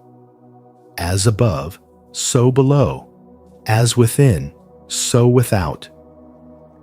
This ancient Hermetic truth reminds us that our outer world mirrors the depth of our inner evolution. If you've ever felt like an old soul, or sensed that this life carries a deeper purpose, you might be nearing the completion of your soul's journey. In today's video on spiritual wisdom, we'll explore the 9 powerful signs that suggest you could be in your final reincarnation. These are not just mystical ideas. They're practical keys for growth, peace, and alignment in daily life. Have you noticed any of these signs in your own journey? Drop a comment below and let us know which one resonates with you most. Let's dive into this sacred revelation together. 1. Feeling like a stranger in the human experience. You participate in life, yet somehow always feel one step removed from it, like a visitor observing the human experience rather than fully immersed in it. While others seem to embrace the world with unshaken belief in its reality, you remain quietly aware that something essential is missing. The laughter, the routines, the milestones, they all feel like echoes of a truth too shallow to satisfy your soul. You're not sad. You're not broken. You're aware. Deeply, unmistakably aware that what surrounds you is only a fraction of what truly exists. It's as if you're walking through a beautifully painted set, appreciating its detail, but knowing it's only a backdrop. Your soul resists attachment, not because of pain, but because of remembrance. There's an ancient echo within you, a spiritual memory that whispers, "You come from somewhere else." This isn't escapism. It's a sacred intuition. It's what Edgar Cayce, the sleeping prophet, called cosmic homesickness, a soul-level longing for the divine, for the state of being that existed before form, before separation, before this temporary human stage. This subtle longing arises not from a desire to run away from life, but from a sense that you've completed its deeper lessons. Like a student who's learned all the chapters and now finds the classroom too small, your soul begins to seek something higher. You look around at the structures of ambition, validation, and routine, and you just don't resonate with them anymore. The need to prove yourself fades. The urge to acquire softens. The fire of identity flickers out, and in its place, a calm awareness rises, a knowing that you are almost done. You begin to detach, not with bitterness, but with peace. You crave silence, not because you dislike people, but because your spirit is remembering the sound of the eternal. You feel different, not because you are superior, but because you are preparing for departure, not physical death, but soul completion. This is not your first time here. It may be your last. And the more you listen inward, the more you feel it. That sacred estrangement, that quiet space between you and the world, is the soul preparing to transcend the cycle. This sign of the feeling of being a stranger in the human experience is not an error. It is an initiation. It is heaven's soft nudge, reminding you that while the world is your current assignment, it is not your eternal address. As you walk through life with eyes wide open and heart anchored in something far beyond this realm, trust that you are exactly where you're meant to be. You are not missing something. You're remembering everything. Comment below, "I remember where I come from," if this message resonates with your soul. 2. Vivid and frequent déjà vu. Vivid and frequent déjà vu isn't just a trick of the mind, it's a whisper from the soul. These moments where you suddenly feel you've been somewhere before or know something without ever learning it are not accidents. They are soul memories. According to Edgar Cayce, these are bleed-throughs from parallel lifetimes, glimpses of past incarnations, or even alternate timelines surfacing into your awareness. When these moments happen with clarity and emotional depth, they reveal that your spirit is in the final stages of its journey through reincarnation. Unlike casual memories, these episodes come with a deep sense of familiarity that defies logic. You might find yourself finishing someone's sentence upon meeting them for the first time, or walking through a city you've never visited before, but knowing exactly what's around the corner. These are not coincidences. They are sacred signs that your soul is remembering the places and people it has encountered before, across lifetimes. One modern example is a woman named Alina, who traveled to a quiet village in Greece.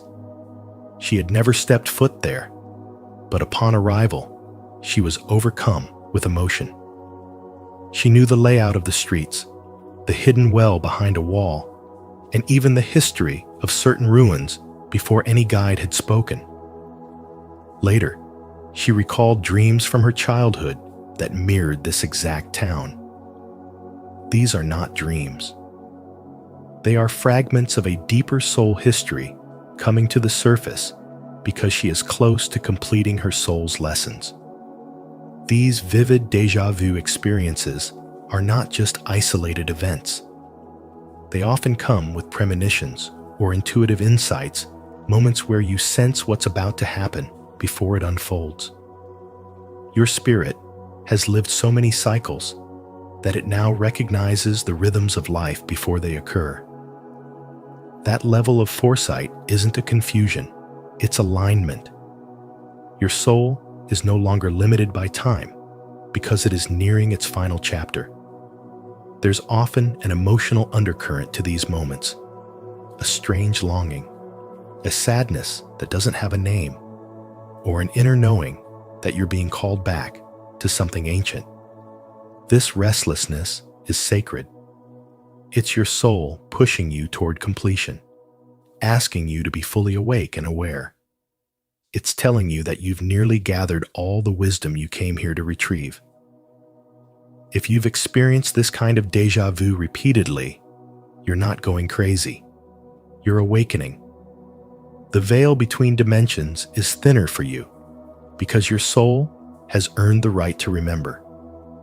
The spiritual amnesia most people live under is fading for you.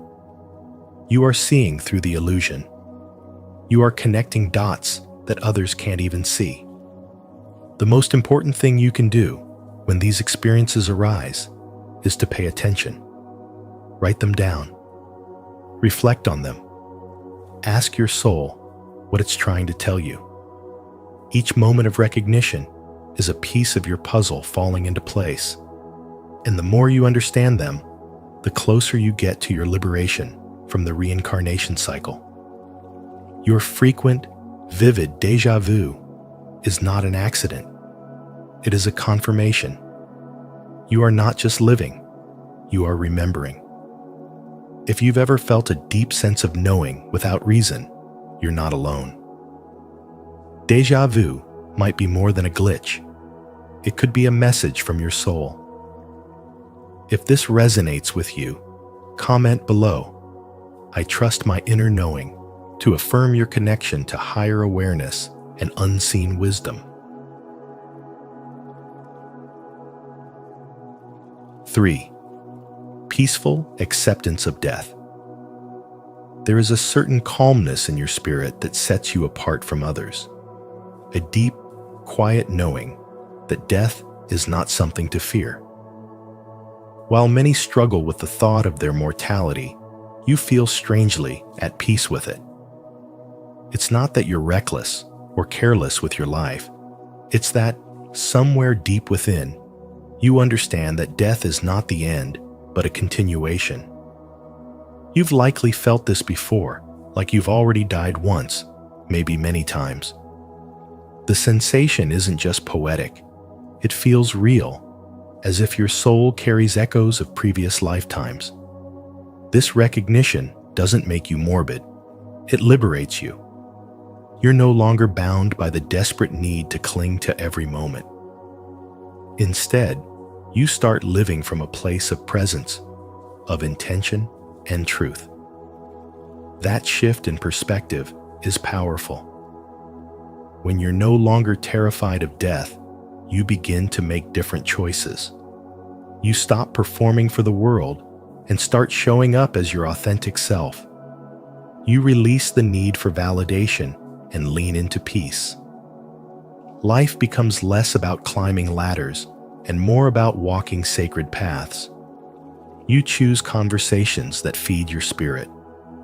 You say no to what drains your energy. And you recognize that the time you have here is precious, not because it's limited, but because it's divine. There's a sacred detachment that starts to grow in you. You're not cold, and you're not numb. In fact, you may find that you feel things more deeply, but you hold life loosely.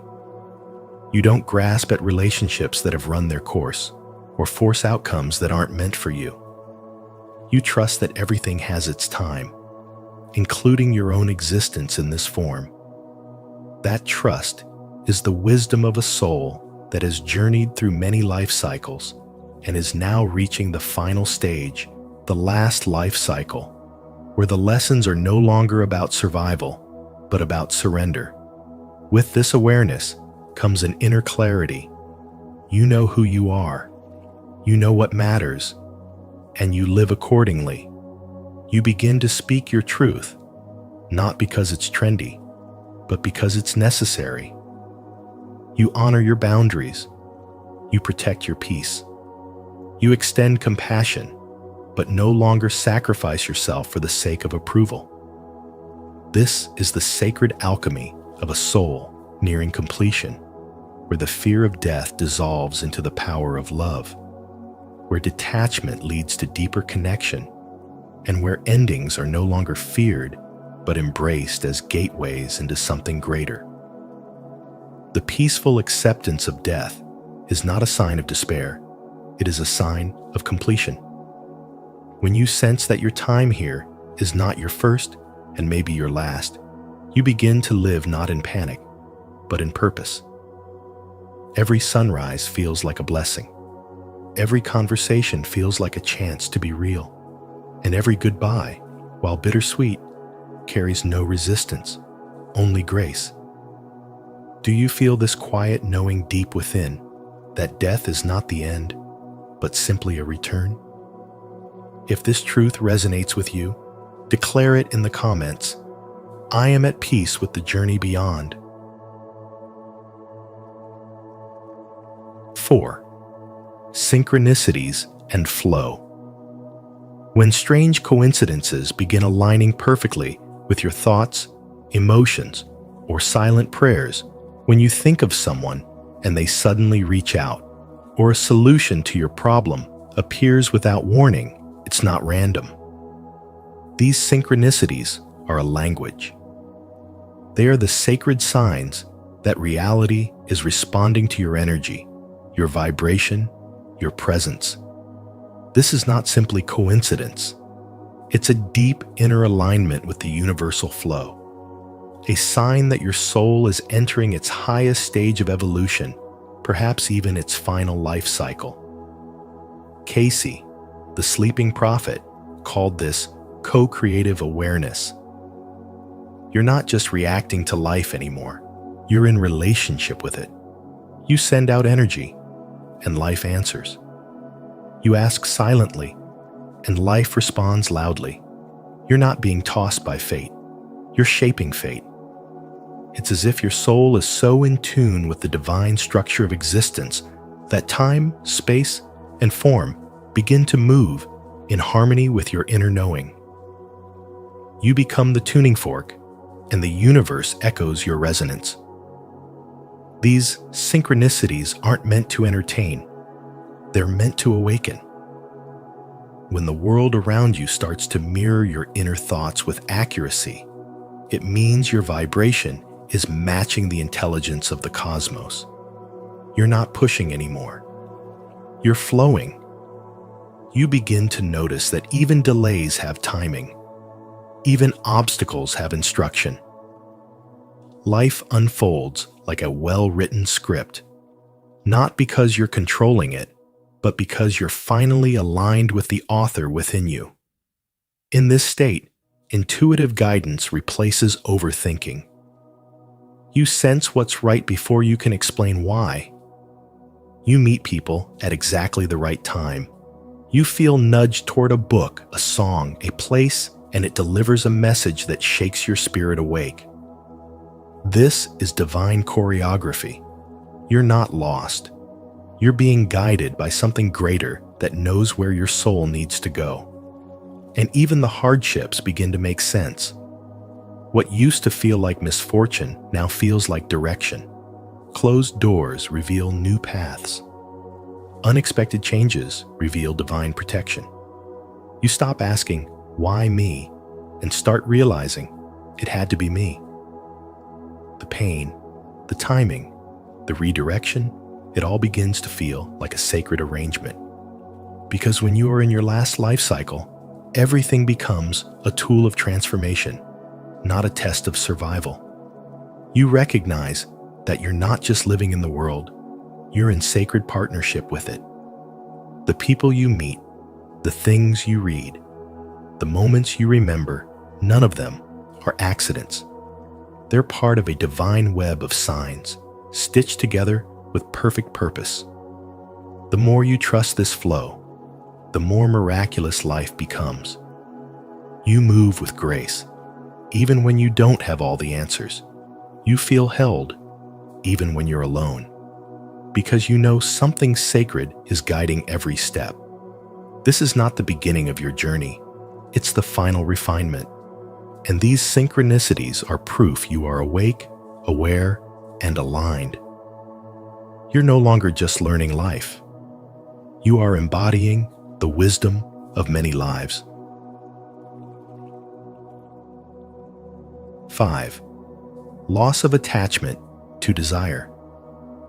You are no longer fueled by a burning need to prove yourself to the world.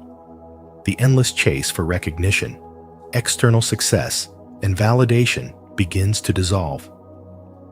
You may still have goals, but there is no desperation behind them, only intention and presence. It's not that you've stopped growing. It's that your growth is no longer chained to achievement. You act, not from emptiness, but from inner fullness. You no longer need applause to feel seen, or milestones to feel worthy. This shift is powerful. It is karmic detachment. Edgar Cayce, the sleeping prophet, called it the moment when the soul is no longer magnetically pulled back into the cycle of reincarnation by unfinished desire. In this state, you begin to realize that joy is not the reward at the end of effort. It's the atmosphere you live in, even when nothing outwardly changes. Your peace is no longer negotiated through accomplishments. You do not beg life for blessings, nor do you bargain with the universe. You simply live from a place of internal clarity and trust. This is not passivity. This is soul maturity. You engage with life, but you are not enslaved by it. You can want things without clinging to them. You can let go without losing anything. This stage is often misunderstood. To others, it may look like apathy. To you, it feels like peace. The fire of the ego has dimmed, but the light of the soul has grown steady and warm. You don't push against time anymore. You flow with it. You don't seek to conquer the world. You seek to serve it. In that posture, you no longer measure your value by outcomes, status, or speed. You recognize that wholeness was never something to be earned. It was always yours. And so, you begin to notice that what once triggered you now passes like a soft breeze. What once excited you feels neutral. You no longer fight for space in the world. You carry space within you. There is a sacred neutrality that colors your decisions. You no longer hustle for healing. You no longer sacrifice your peace for progress. You move with grace, not grind. When this detachment anchors in your life, it is a sign. The soul has integrated many lifetimes of longing, striving, and chasing. The loop of karmic repetition begins to fade. You've returned to essence. You are no longer driven, you are drawn. No longer chasing, you are choosing. And that quiet choosing is one of the most powerful indicators that you may be in your final incarnation, nearing the completion of your earthly cycle. Let go of the need to chase and start living from a place of peace. If this message resonates with your soul, stay connected by subscribing to our channel. Here, we explore the path of spiritual maturity and karmic detachment. Remember, you are already whole, already worthy, and already free. 6. Awareness that reality is constructed. You begin to notice something that others don't. The world feels less like a place made of objects and more like a flowing field of energy. You're not just observing reality, you're sensing it. Everything around you seems to shimmer with a deeper meaning, as if life itself is whispering, "There's more than what you see." This isn't imagination, it's perception. It's as if the veil is lifting and you're finally seeing the threads behind the tapestry. This awareness mirrors what modern quantum physics is beginning to uncover. At the smallest levels, particles don't behave like fixed things. They exist as waves, fields of probability, until they are observed. The so-called solid matter of the universe is mostly space and vibration. What you see as form is really frequency. And somehow, you know this. You feel it. It's like something ancient inside you is waking up, remembering that reality is more light than weight. In spiritual traditions, this awakening has long been called piercing the illusion of separation. The ancient yogis spoke of Maya, the grand illusion that convinces us we are isolated individuals in a fragmented world. But now, something in you recognizes that the boundaries are not real. You begin to feel the energy behind someone's words, not just the words themselves.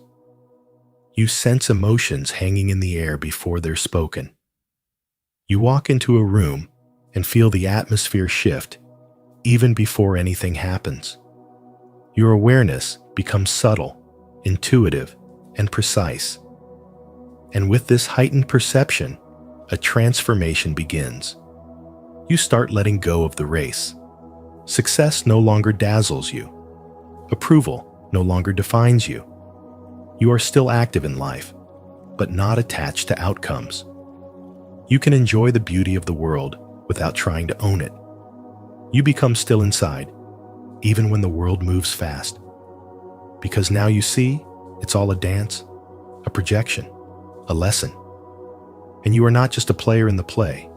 You are also the stage, the light, and the breath that animates it all. This is not disconnection. It's deeper connection. A kind that can't be explained, only felt.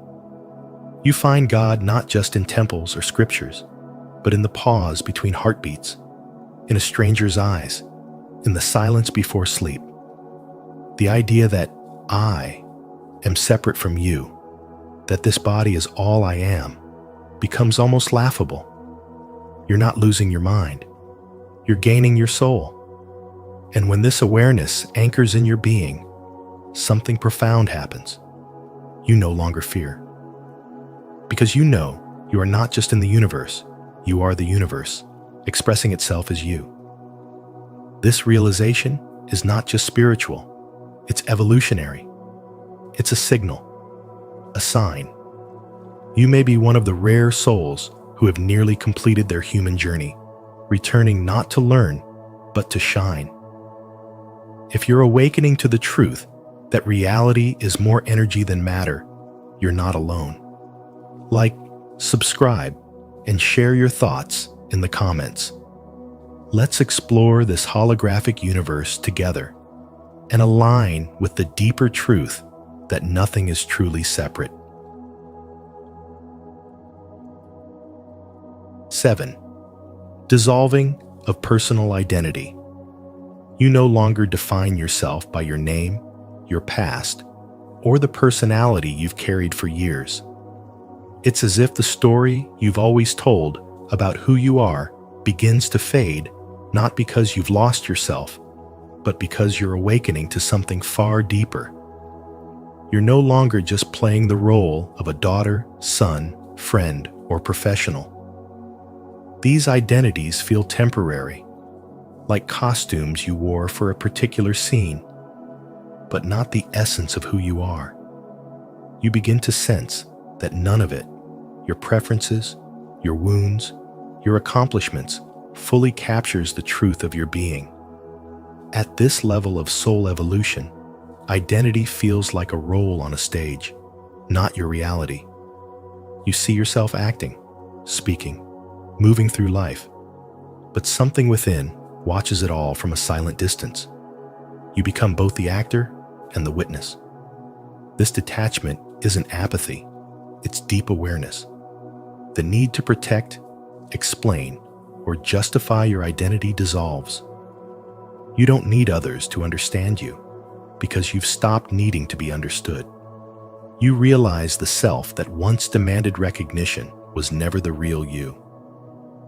Edgar Cayce described this state as entering the superconscious, a dimension of awareness where your personal identity merges with a greater, universal consciousness. You live between worlds. You still exist in time, but you're no longer bound by it. You interact with form, but you are rooted in the formless. This isn't a mental idea. It's a lived experience. You begin to see your human self as a temporary expression of something eternal, like a wave remembering it belongs to the ocean. This transformation is not the result of one spiritual insight, but the unfolding of many lifetimes. And now, your soul begins to shed the last layers of attachment. You no longer seek to be someone you simply are. There is a profound stillness in your presence. You stop chasing meaning and start living from meaning. External validation loses its grip on you. You don't need to be right. You don't need to be known. You don't even need to be remembered, because what you are cannot be forgotten. People who have experienced deep spiritual awakenings often describe it as ego death, a moment where the personal self dissolves and what remains is pure awareness. You feel transparent, like light passing through glass. You can observe your emotions and thoughts, but they don't control you. You're no longer entangled in the drama of your story, because you see the story for what it is, a sacred illusion. And in that clarity, you become free. This stage of identity dissolution is one of the clearest signs that you're in your last life cycle. The soul no longer needs to learn through struggle or separation. It is preparing to return to source, having remembered its true nature. You move through life not with effort, but with grace. You speak less, but your presence says more. You let go, and yet you feel more complete than ever. Because now, you know you were never the name, the body, or the past. You are the awareness behind it all. Have you ever felt like you are more than your name, your past, or even your personality? If you've experienced moments where your true self felt beyond all labels, share your story in the comments below. Your insight could awaken someone else. If you're just beginning to explore this path, comment, "I'm ready to go beyond," and let's grow into the superconscious together. 8. Deep, universal empathy. You experience a kind of empathy that goes beyond the ordinary. It's not just a feeling of pity or compassion. It's a deep, sacred knowing that everything is connected. You don't just sympathize with another person's pain, you become that pain. When you see a wounded animal, a fallen tree, or even a discarded object, something inside you responds as if it were your own body, your own story. This kind of awareness is not something you learned. It arises naturally from your soul. Edgar Cayce called this cosmic consciousness, the recognition that all of existence is a mirror of your own being. You no longer see yourself as separate from life. You are no longer confined by the illusion of me versus them. You feel the wind, not as something blowing on you, but as something through you. You understand the sorrow of strangers and the stillness of mountains without needing words. Your compassion is not performance, it is presence. You don't have to try to care. You are care. Your love does not come with rules, effort, or pride. It flows like breath, without demand, and without needing to be noticed. This state of empathy often makes life more intense. You feel more. You absorb more. You might cry when others stay silent. You might pause to help a bird caught in wire while everyone else walks past. You might feel the weight of suffering in a room full of smiling people. But this doesn't make you weak. It makes you awake. You are not living on the surface of life. You're feeling its depth. While others chase status and appearance, you are moved by spirit and essence. The modern world may not reward this sensitivity. It might call you too emotional or too intense. But this is a misunderstanding. You're not emotional, you're expanded. Your heart has stretched far beyond the boundaries of self-interest. Your soul recognizes itself in every face. That's not drama, that's divinity. And although it can be isolating, this level of empathy is a sacred initiation. It signals that your soul has matured through countless lifetimes. You no longer need rules to be kind. You no longer need praise to do the right thing. Your compassion isn't a strategy, it's your state of being. You have returned to your original frequency, unity. And that frequency is one of the clearest signs that this may be your final reincarnation cycle. If this message awakens something deep within you, share your light in the comments by writing, "I choose love and oneness." Don't forget to like, subscribe, and turn on the notification bell to continue growing in this beautiful journey of cosmic empathy. 9. Spontaneous liberation from old patterns. Spontaneous liberation from old patterns is not something you chase. It arrives like a silent sunrise. One day, you realize the fear that once held you paralyzed has no grip. The craving that once controlled your actions feels foreign. The pain that haunted you for years now fades into the background, as if your soul has decided it's no longer necessary to carry the weight. You're not forcing healing, it's unfolding by itself, as naturally as a tree shedding dead leaves. This is not a temporary relief. It is a deep karmic clearing.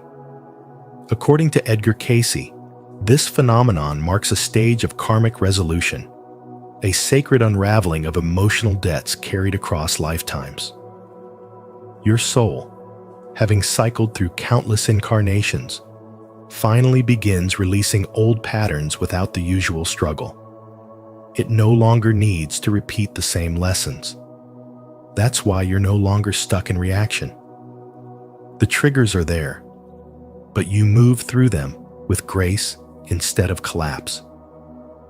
Patterns that once felt like prisons, jealousy, anger, addiction, self-doubt dissolve, not because you fought harder, but because they have served their purpose.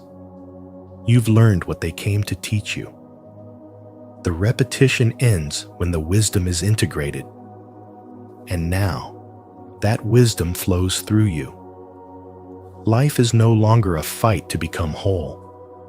It becomes a remembrance that you've always been whole. There is no longer a need to fix yourself. There is only awareness. Your energy rises above the vibration of old pain, and what once seemed impossible to heal becomes effortless to release. This isn't denial, it's transcendence. Like a snake shedding its skin, you don't analyze every scale, you simply let go, because it no longer fits the being you've become. Emotional wounds that once shaped your identity no longer define you. You no longer say, "I am broken," but rather, "I am free." Your journey no longer feels like punishment, but purification. You stop searching for reasons and start living from a place of deep peace. You stop clinging to roles or stories. Even your traumas begin to feel like memories from a past life, because spiritually, they are.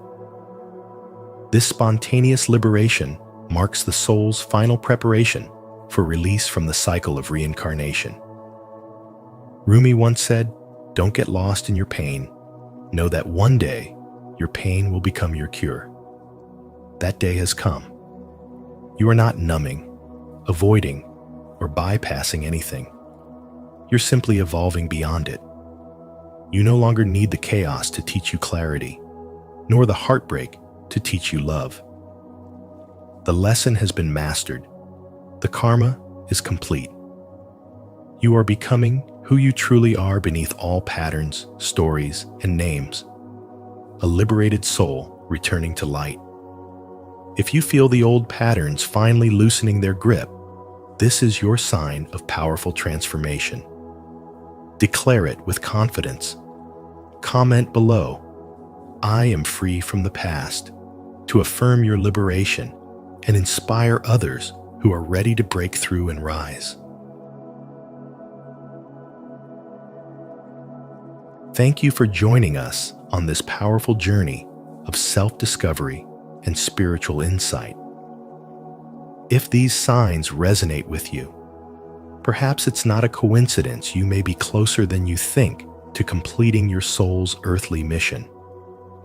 Remember, your awareness is a gift, and every moment you live with intention brings you closer to true liberation. If this message spoke to your spirit, don't keep it to yourself like this video. Share it with someone on a similar path, and subscribe to Spiritual Wisdom for more divine revelations. And don't forget to turn on the notification bell so you never miss a message meant just for you. We'll see you in the next video. Chosen One, you caused a war in the spirit realm, heaven and hell, both fighting over you. The two most important days in your life are the day you are born and the day you find out why. Mark Twain. Welcome to Spiritual Wisdom, where we explore the deeper truths behind your spiritual journey. If you've ever felt like life was unusually intense for you, as if unseen forces were working for or against you, it may be because you're not just anyone, you're chosen. In today's video, we uncover why your very existence has caused a war in the spirit realm, with both heaven and hell taking notice.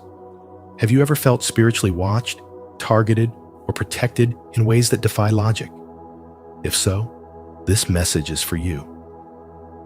Let us know in the comments if this resonates with your soul. And don't forget to like and share this video with someone who may need this powerful truth. Chapter 1. The Mark of the Chosen. You were marked by God before you even knew your own name. This invisible seal wasn't just seen by heaven, it was noticed by hell too. That divine imprint on your soul set you apart in ways the physical world could never fully explain. It's why you never quite fit in, why you always felt things more deeply than others, and why you sensed energies, motives, and meanings that were hidden beneath the surface. This spiritual sensitivity is not a flaw. It's one of the clearest signs that you carry the mark of the chosen. From childhood, you were watched by light and by darkness.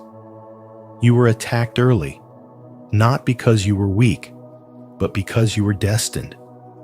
The enemy tried to break you before you discovered your power. Every hardship you faced wasn't just a coincidence. It was spiritual warfare aimed at silencing your purpose. But pressure doesn't destroy the chosen. It activates them. You didn't crumble. You awakened. Your prophetic dreams, your visions, your inability to settle for surface-level living, these are all confirmations of who you are. While others chase comfort, you chase truth. While the world teaches numbness, your spirit insists on feeling everything. Because you were never meant to walk the easy path. You were meant to carry light into dark places. And because of that, your presence disrupts spiritual systems. Demons are uncomfortable around you because they recognize the authority you carry, even if you're still discovering it for yourself. But this mark isn't just a target. It's a covenant. It means that divine protection surrounds you, even when you walk through storms. You might have been rejected by people, but you were appointed by God.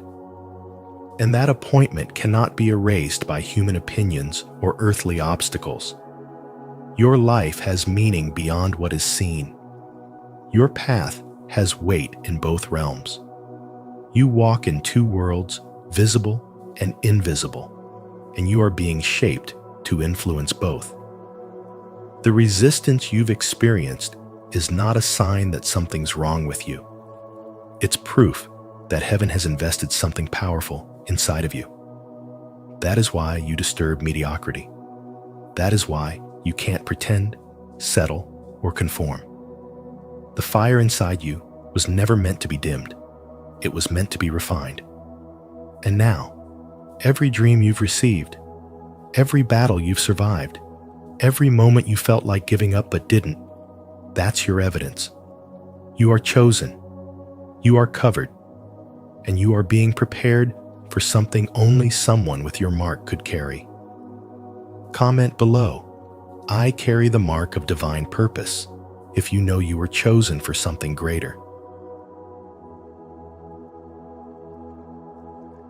Chapter 2. The Assignment That Shakes Both Kingdoms.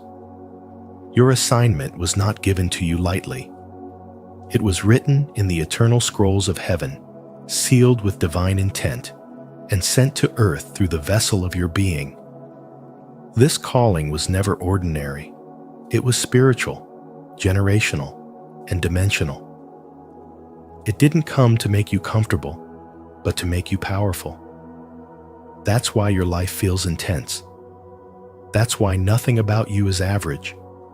Because you're not just living, you're governing. You shift atmospheres when you walk into a room. You bend timelines when you choose healing. You change destinies when you obey. The pain you've endured was not punishment. It was preparation. It was sculpting your spirit into something hell couldn't predict and heaven could trust. Every time you choose to move forward despite the fear, you send a signal into the spirit realm. Every time you heal instead of hate, you disrupt demonic cycles. Every time you love in the face of betrayal, you trigger angelic reinforcement.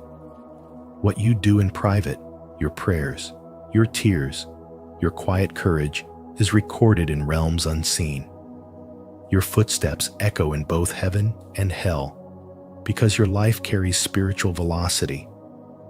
This is why you feel pressure. This is why resistance rises as soon as you rise. Because the moment you walk in obedience, you activate divine mechanics that shift entire bloodlines. You are the intercessor someone else prayed for. You are the breakthrough your ancestors longed for. You are the answer wrapped in flesh. There are battles you never signed up for, but were born into. And that's not because you are weak. It's because you are spiritually loaded.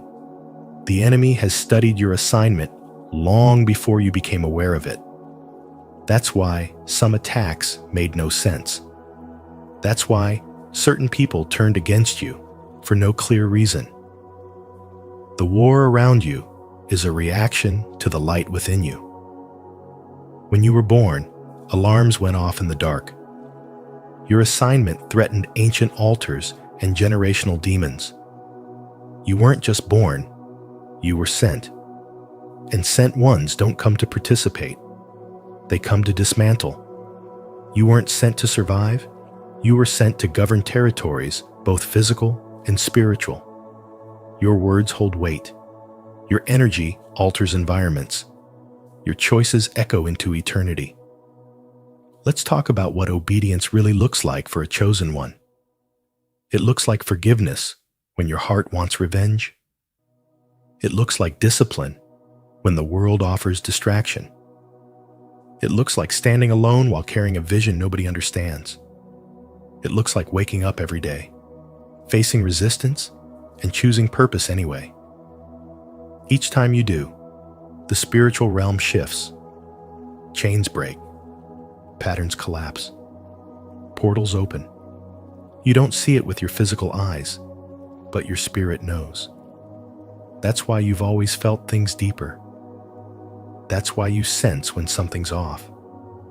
Because you're not just in the natural world, you're woven into the supernatural fabric of divine assignment.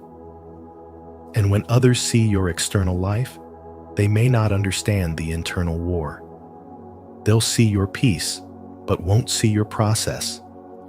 They'll admire your light, but never know the darkness you had to crawl through to protect it.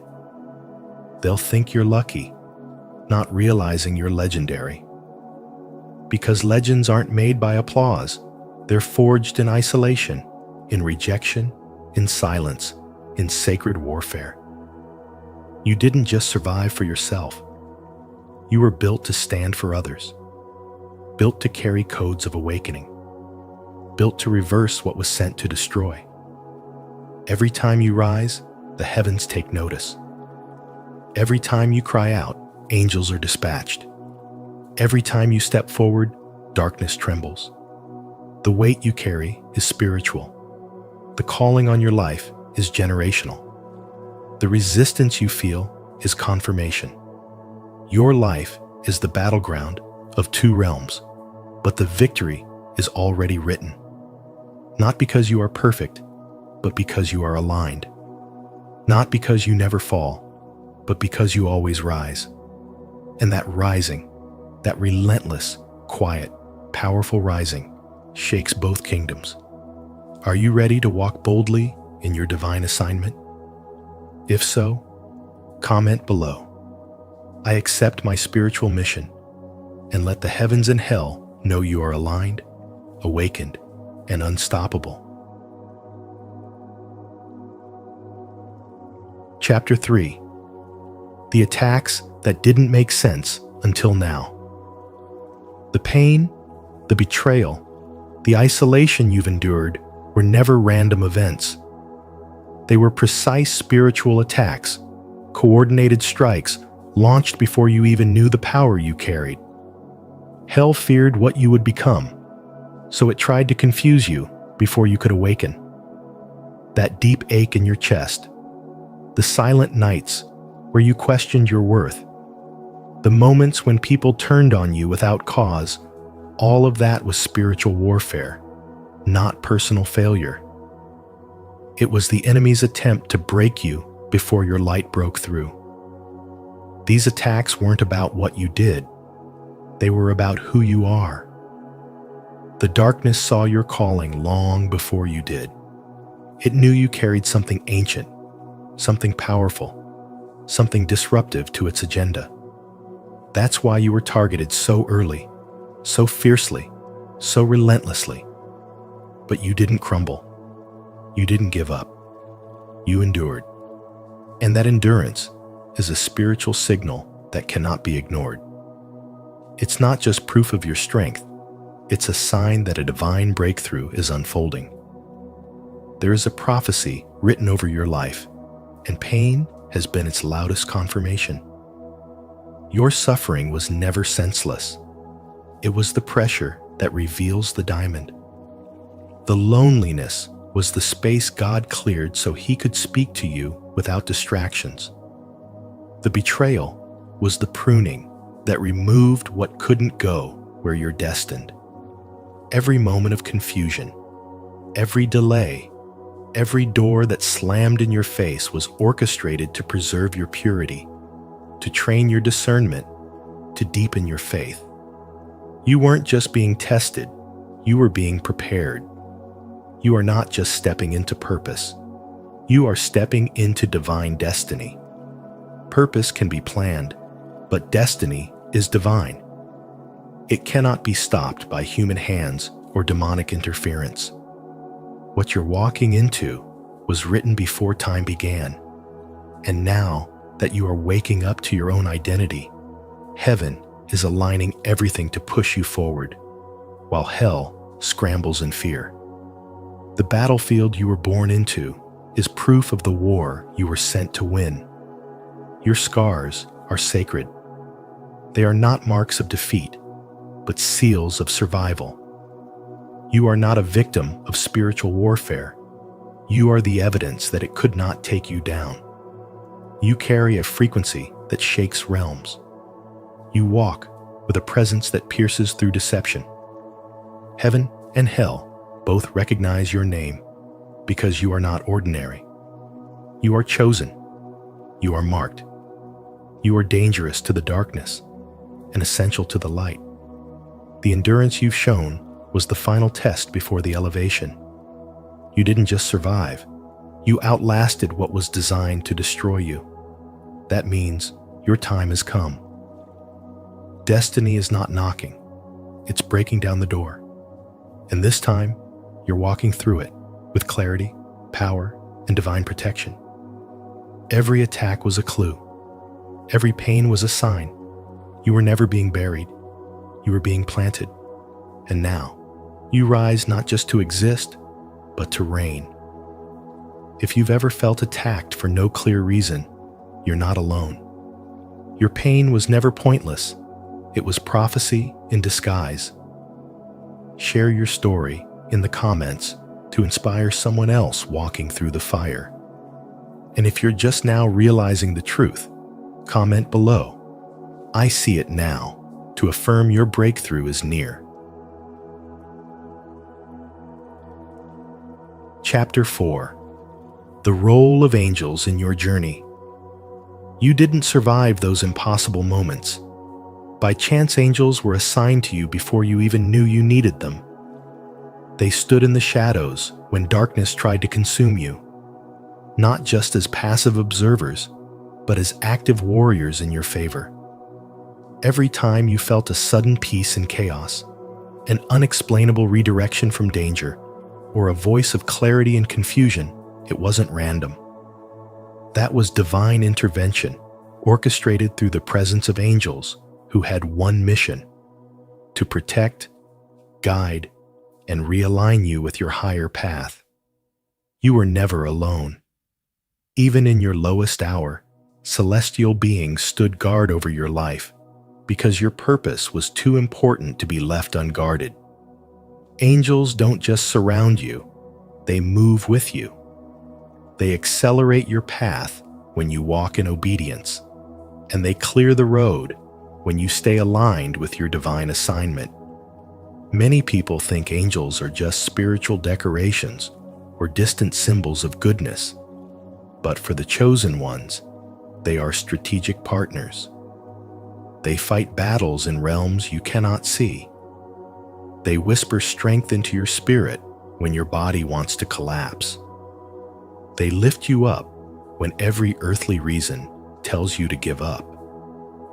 You were born into a war not of your choosing, and heaven responded by assigning you not just one angel, but an army equipped to carry out heaven's will through your journey. These divine beings move when you move. Heaven responds to obedience with acceleration. That's why, when you finally said yes to your calling, doors started opening without force. Resources arrived with perfect timing. People were removed. Opportunities appeared, and your atmosphere shifted. It wasn't a coincidence, it was heaven aligning with your surrender. The more you step into purpose, the more visible the movement of angels becomes. And the more opposition you face, the greater the evidence that you are guarded by something far more powerful than human effort. Your angels are not assigned to your comfort, they are assigned to your calling. That's why their presence often shows up strongest in your suffering, in your transitions, in your spiritual stretching. When you cried yourself to sleep, exhausted and overwhelmed, they stood at the gates of your destiny, holding the line, saying, "She's not quitting here." When hell launched attacks on your mind, your energy, your relationships, angels were dispatched not to block every storm, but to carry you through them. They helped you endure what others didn't survive, not because you're better, but because you're called. In this spiritual war between heaven and hell, Your life became a battleground the moment you said yes to becoming who you were created to be. That's why it's been so intense. That's why the pressure has felt unbearable. Because your presence is disruptive to darkness. And heaven? Heaven has invested everything in your rising. The angels assigned to you are not passive. They are persistent. They don't just watch. They war. They don't just protect. They push. And as long as you keep walking in alignment, they will continue to move mountains, shift atmospheres, and make a way for you when there seems to be none. Leave a like and subscribe to Spiritual Wisdom, and be sure to turn on the notification bell so you never miss a message aligned with your divine path. If you believe angels are guiding your journey, comment below. I walk with divine protection. Chapter 5. The devil knows your name and fears it. The devil knows your name not because you're perfect, but because you're powerful. From the very beginning, darkness recognized your potential. Long before you ever tapped into your divine identity, you were already marked as a threat. The enemy saw your light even while you were still covered in pain. So he came after you early. Through trauma, rejection, abandonment, and betrayal, he tried to shatter your soul before you could awaken to your purpose. Every hardship you endured wasn't random. It was calculated warfare. It was an attempt to shut down your voice, to bury your healing, and to kill your obedience before it could become dangerous. But it didn't work. You kept rising. You kept coming back stronger. You started walking in alignment with who you really are, not who the world told you to be. And now, you are no longer just surviving. You are shifting atmospheres. Hell doesn't just hate your light. It fears it. It fears your discipline. It fears your clarity. It fears the fact that despite every storm, you're still standing.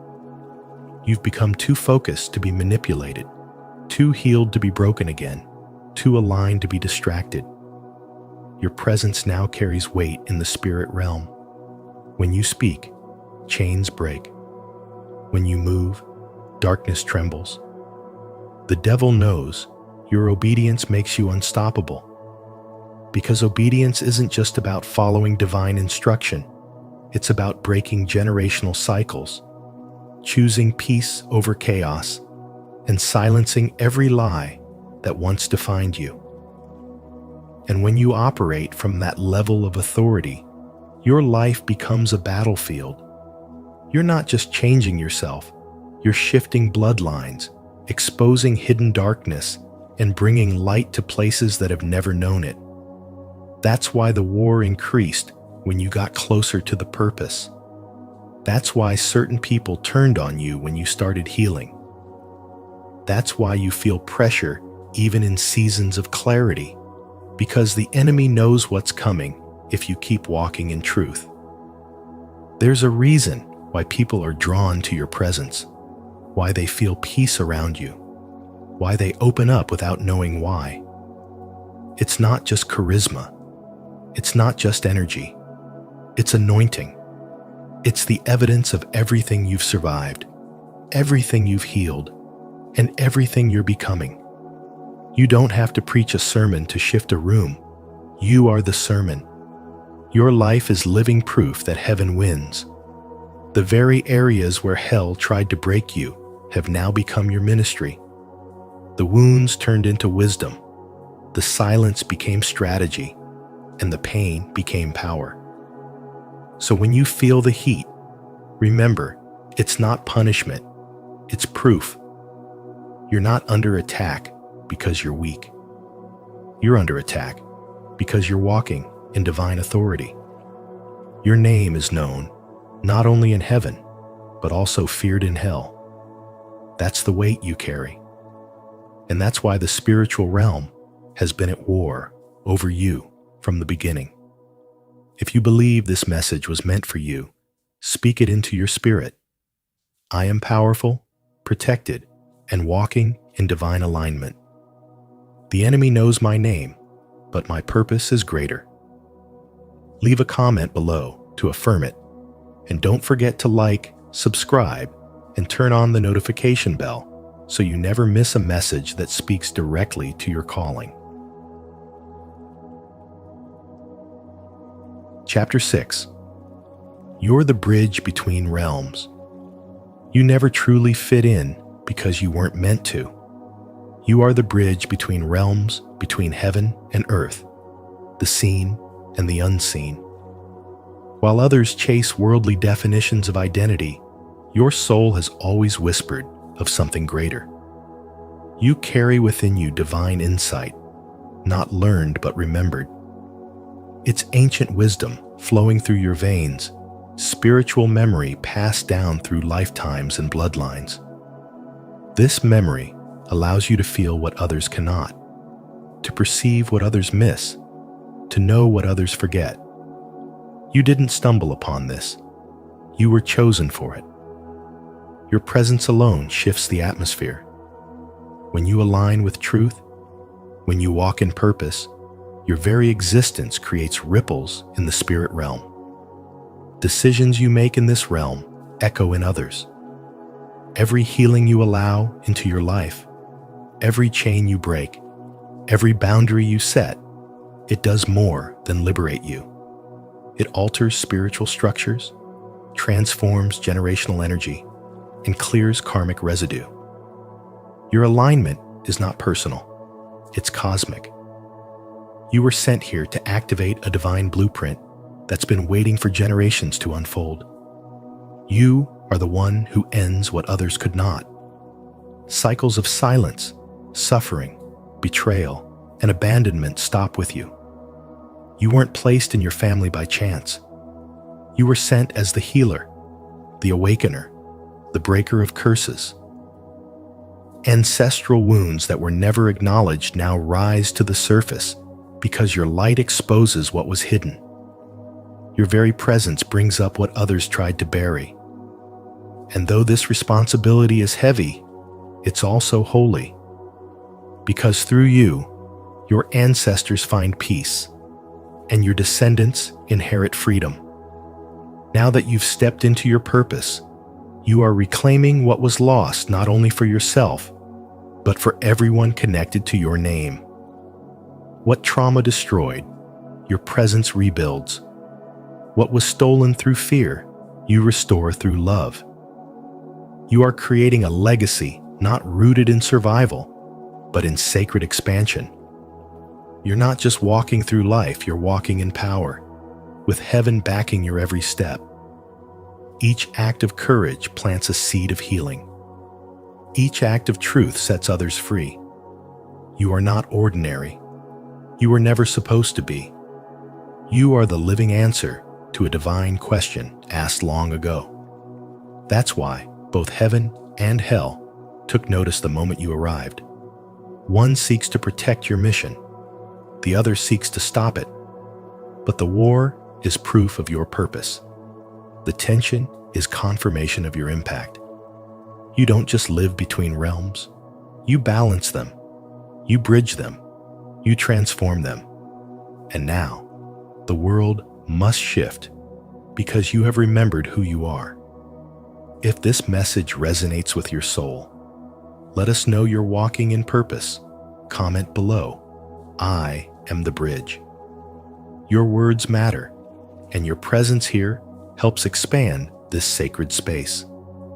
Don't forget to like, share, and subscribe so you never miss another message meant just for you. Chapter 7. The war confirms the weight. The intensity of your battle has always been a reflection of the magnitude of your calling. The war you've endured was never about your flaws. It was about your fire. It wasn't triggered by what you lacked, but by what you carried. The darkness saw it before you did. Heaven whispered it into your soul, while hell launched attacks hoping you'd never discover it. And yet, you did. You rose. And in your rising, the realms shifted. You weren't being punished. You were being prepared. The weight you've carried, the pressure you've felt, the spiritual warfare you've survived, none of it was random. It was sacred refinement. Every storm you passed through was allowed because something in you was meant to disrupt systems, to break ancestral chains, to carry light where only shadows had ruled. This wasn't about personal struggle. It was about prophetic assignment. The moment you were born, your soul released a frequency that heaven honored and hell feared. That's why you never blended in. That's why you were watched, targeted, and tried. Even in your lowest moments, you were still chosen. The enemy didn't fight you because you were weak. He fought you because you were becoming dangerous. Dangerous to ignorance. Dangerous to generational curses. Dangerous to everything that kept others blind and bound. You were chosen to carry a vibration that unlocks others. You were designed to remember who you are in a world that profits from your forgetting. And because of that, warfare followed your steps like a shadow. But chosen one, you survived what was sent to destroy you. You woke up after nights that tried to bury you. You kept loving after being betrayed. You kept healing while still bleeding. That is not weakness. That is spiritual strength. That is alignment. That is divine confirmation. You didn't just walk through fire, you became it. You are no longer the victim of the war. You are the evidence that heaven has already won. And now, your life speaks. Your presence shifts rooms. Your silence carries weight. Because you've paid a price most will never understand. The battle marked you, but it didn't break you. It made you. It refined you into a vessel worthy of the assignment. You don't need permission to shine anymore. You don't need validation from broken systems. The heavens already confirmed you. The war already revealed you. You carry the blueprint of divine disruption. You carry the anointing of a soul that can't be bought, silenced, or hidden anymore. And that is why the spiritual realm reacted the way it did. You didn't start the war. Your light did. To affirm the weight of your calling and the truth of your journey, declare your alignment today. Comment below. I was born for this, to acknowledge the battles you've survived and the light you're here to carry. Your story inspires others to rise with purpose. Remember, chosen one, your presence on this earth is no accident. The battles you face are a reflection of the divine power you carry. Heaven and hell don't fight over something ordinary. They fight over something sacred, something destined, something unstoppable you. If this message has stirred something deep within your soul, don't let it end here. Like this video, share it with someone who needs to remember who they are and subscribe to Spiritual Wisdom. Don't forget to turn on the notification bell so you never miss another revelation meant just for you.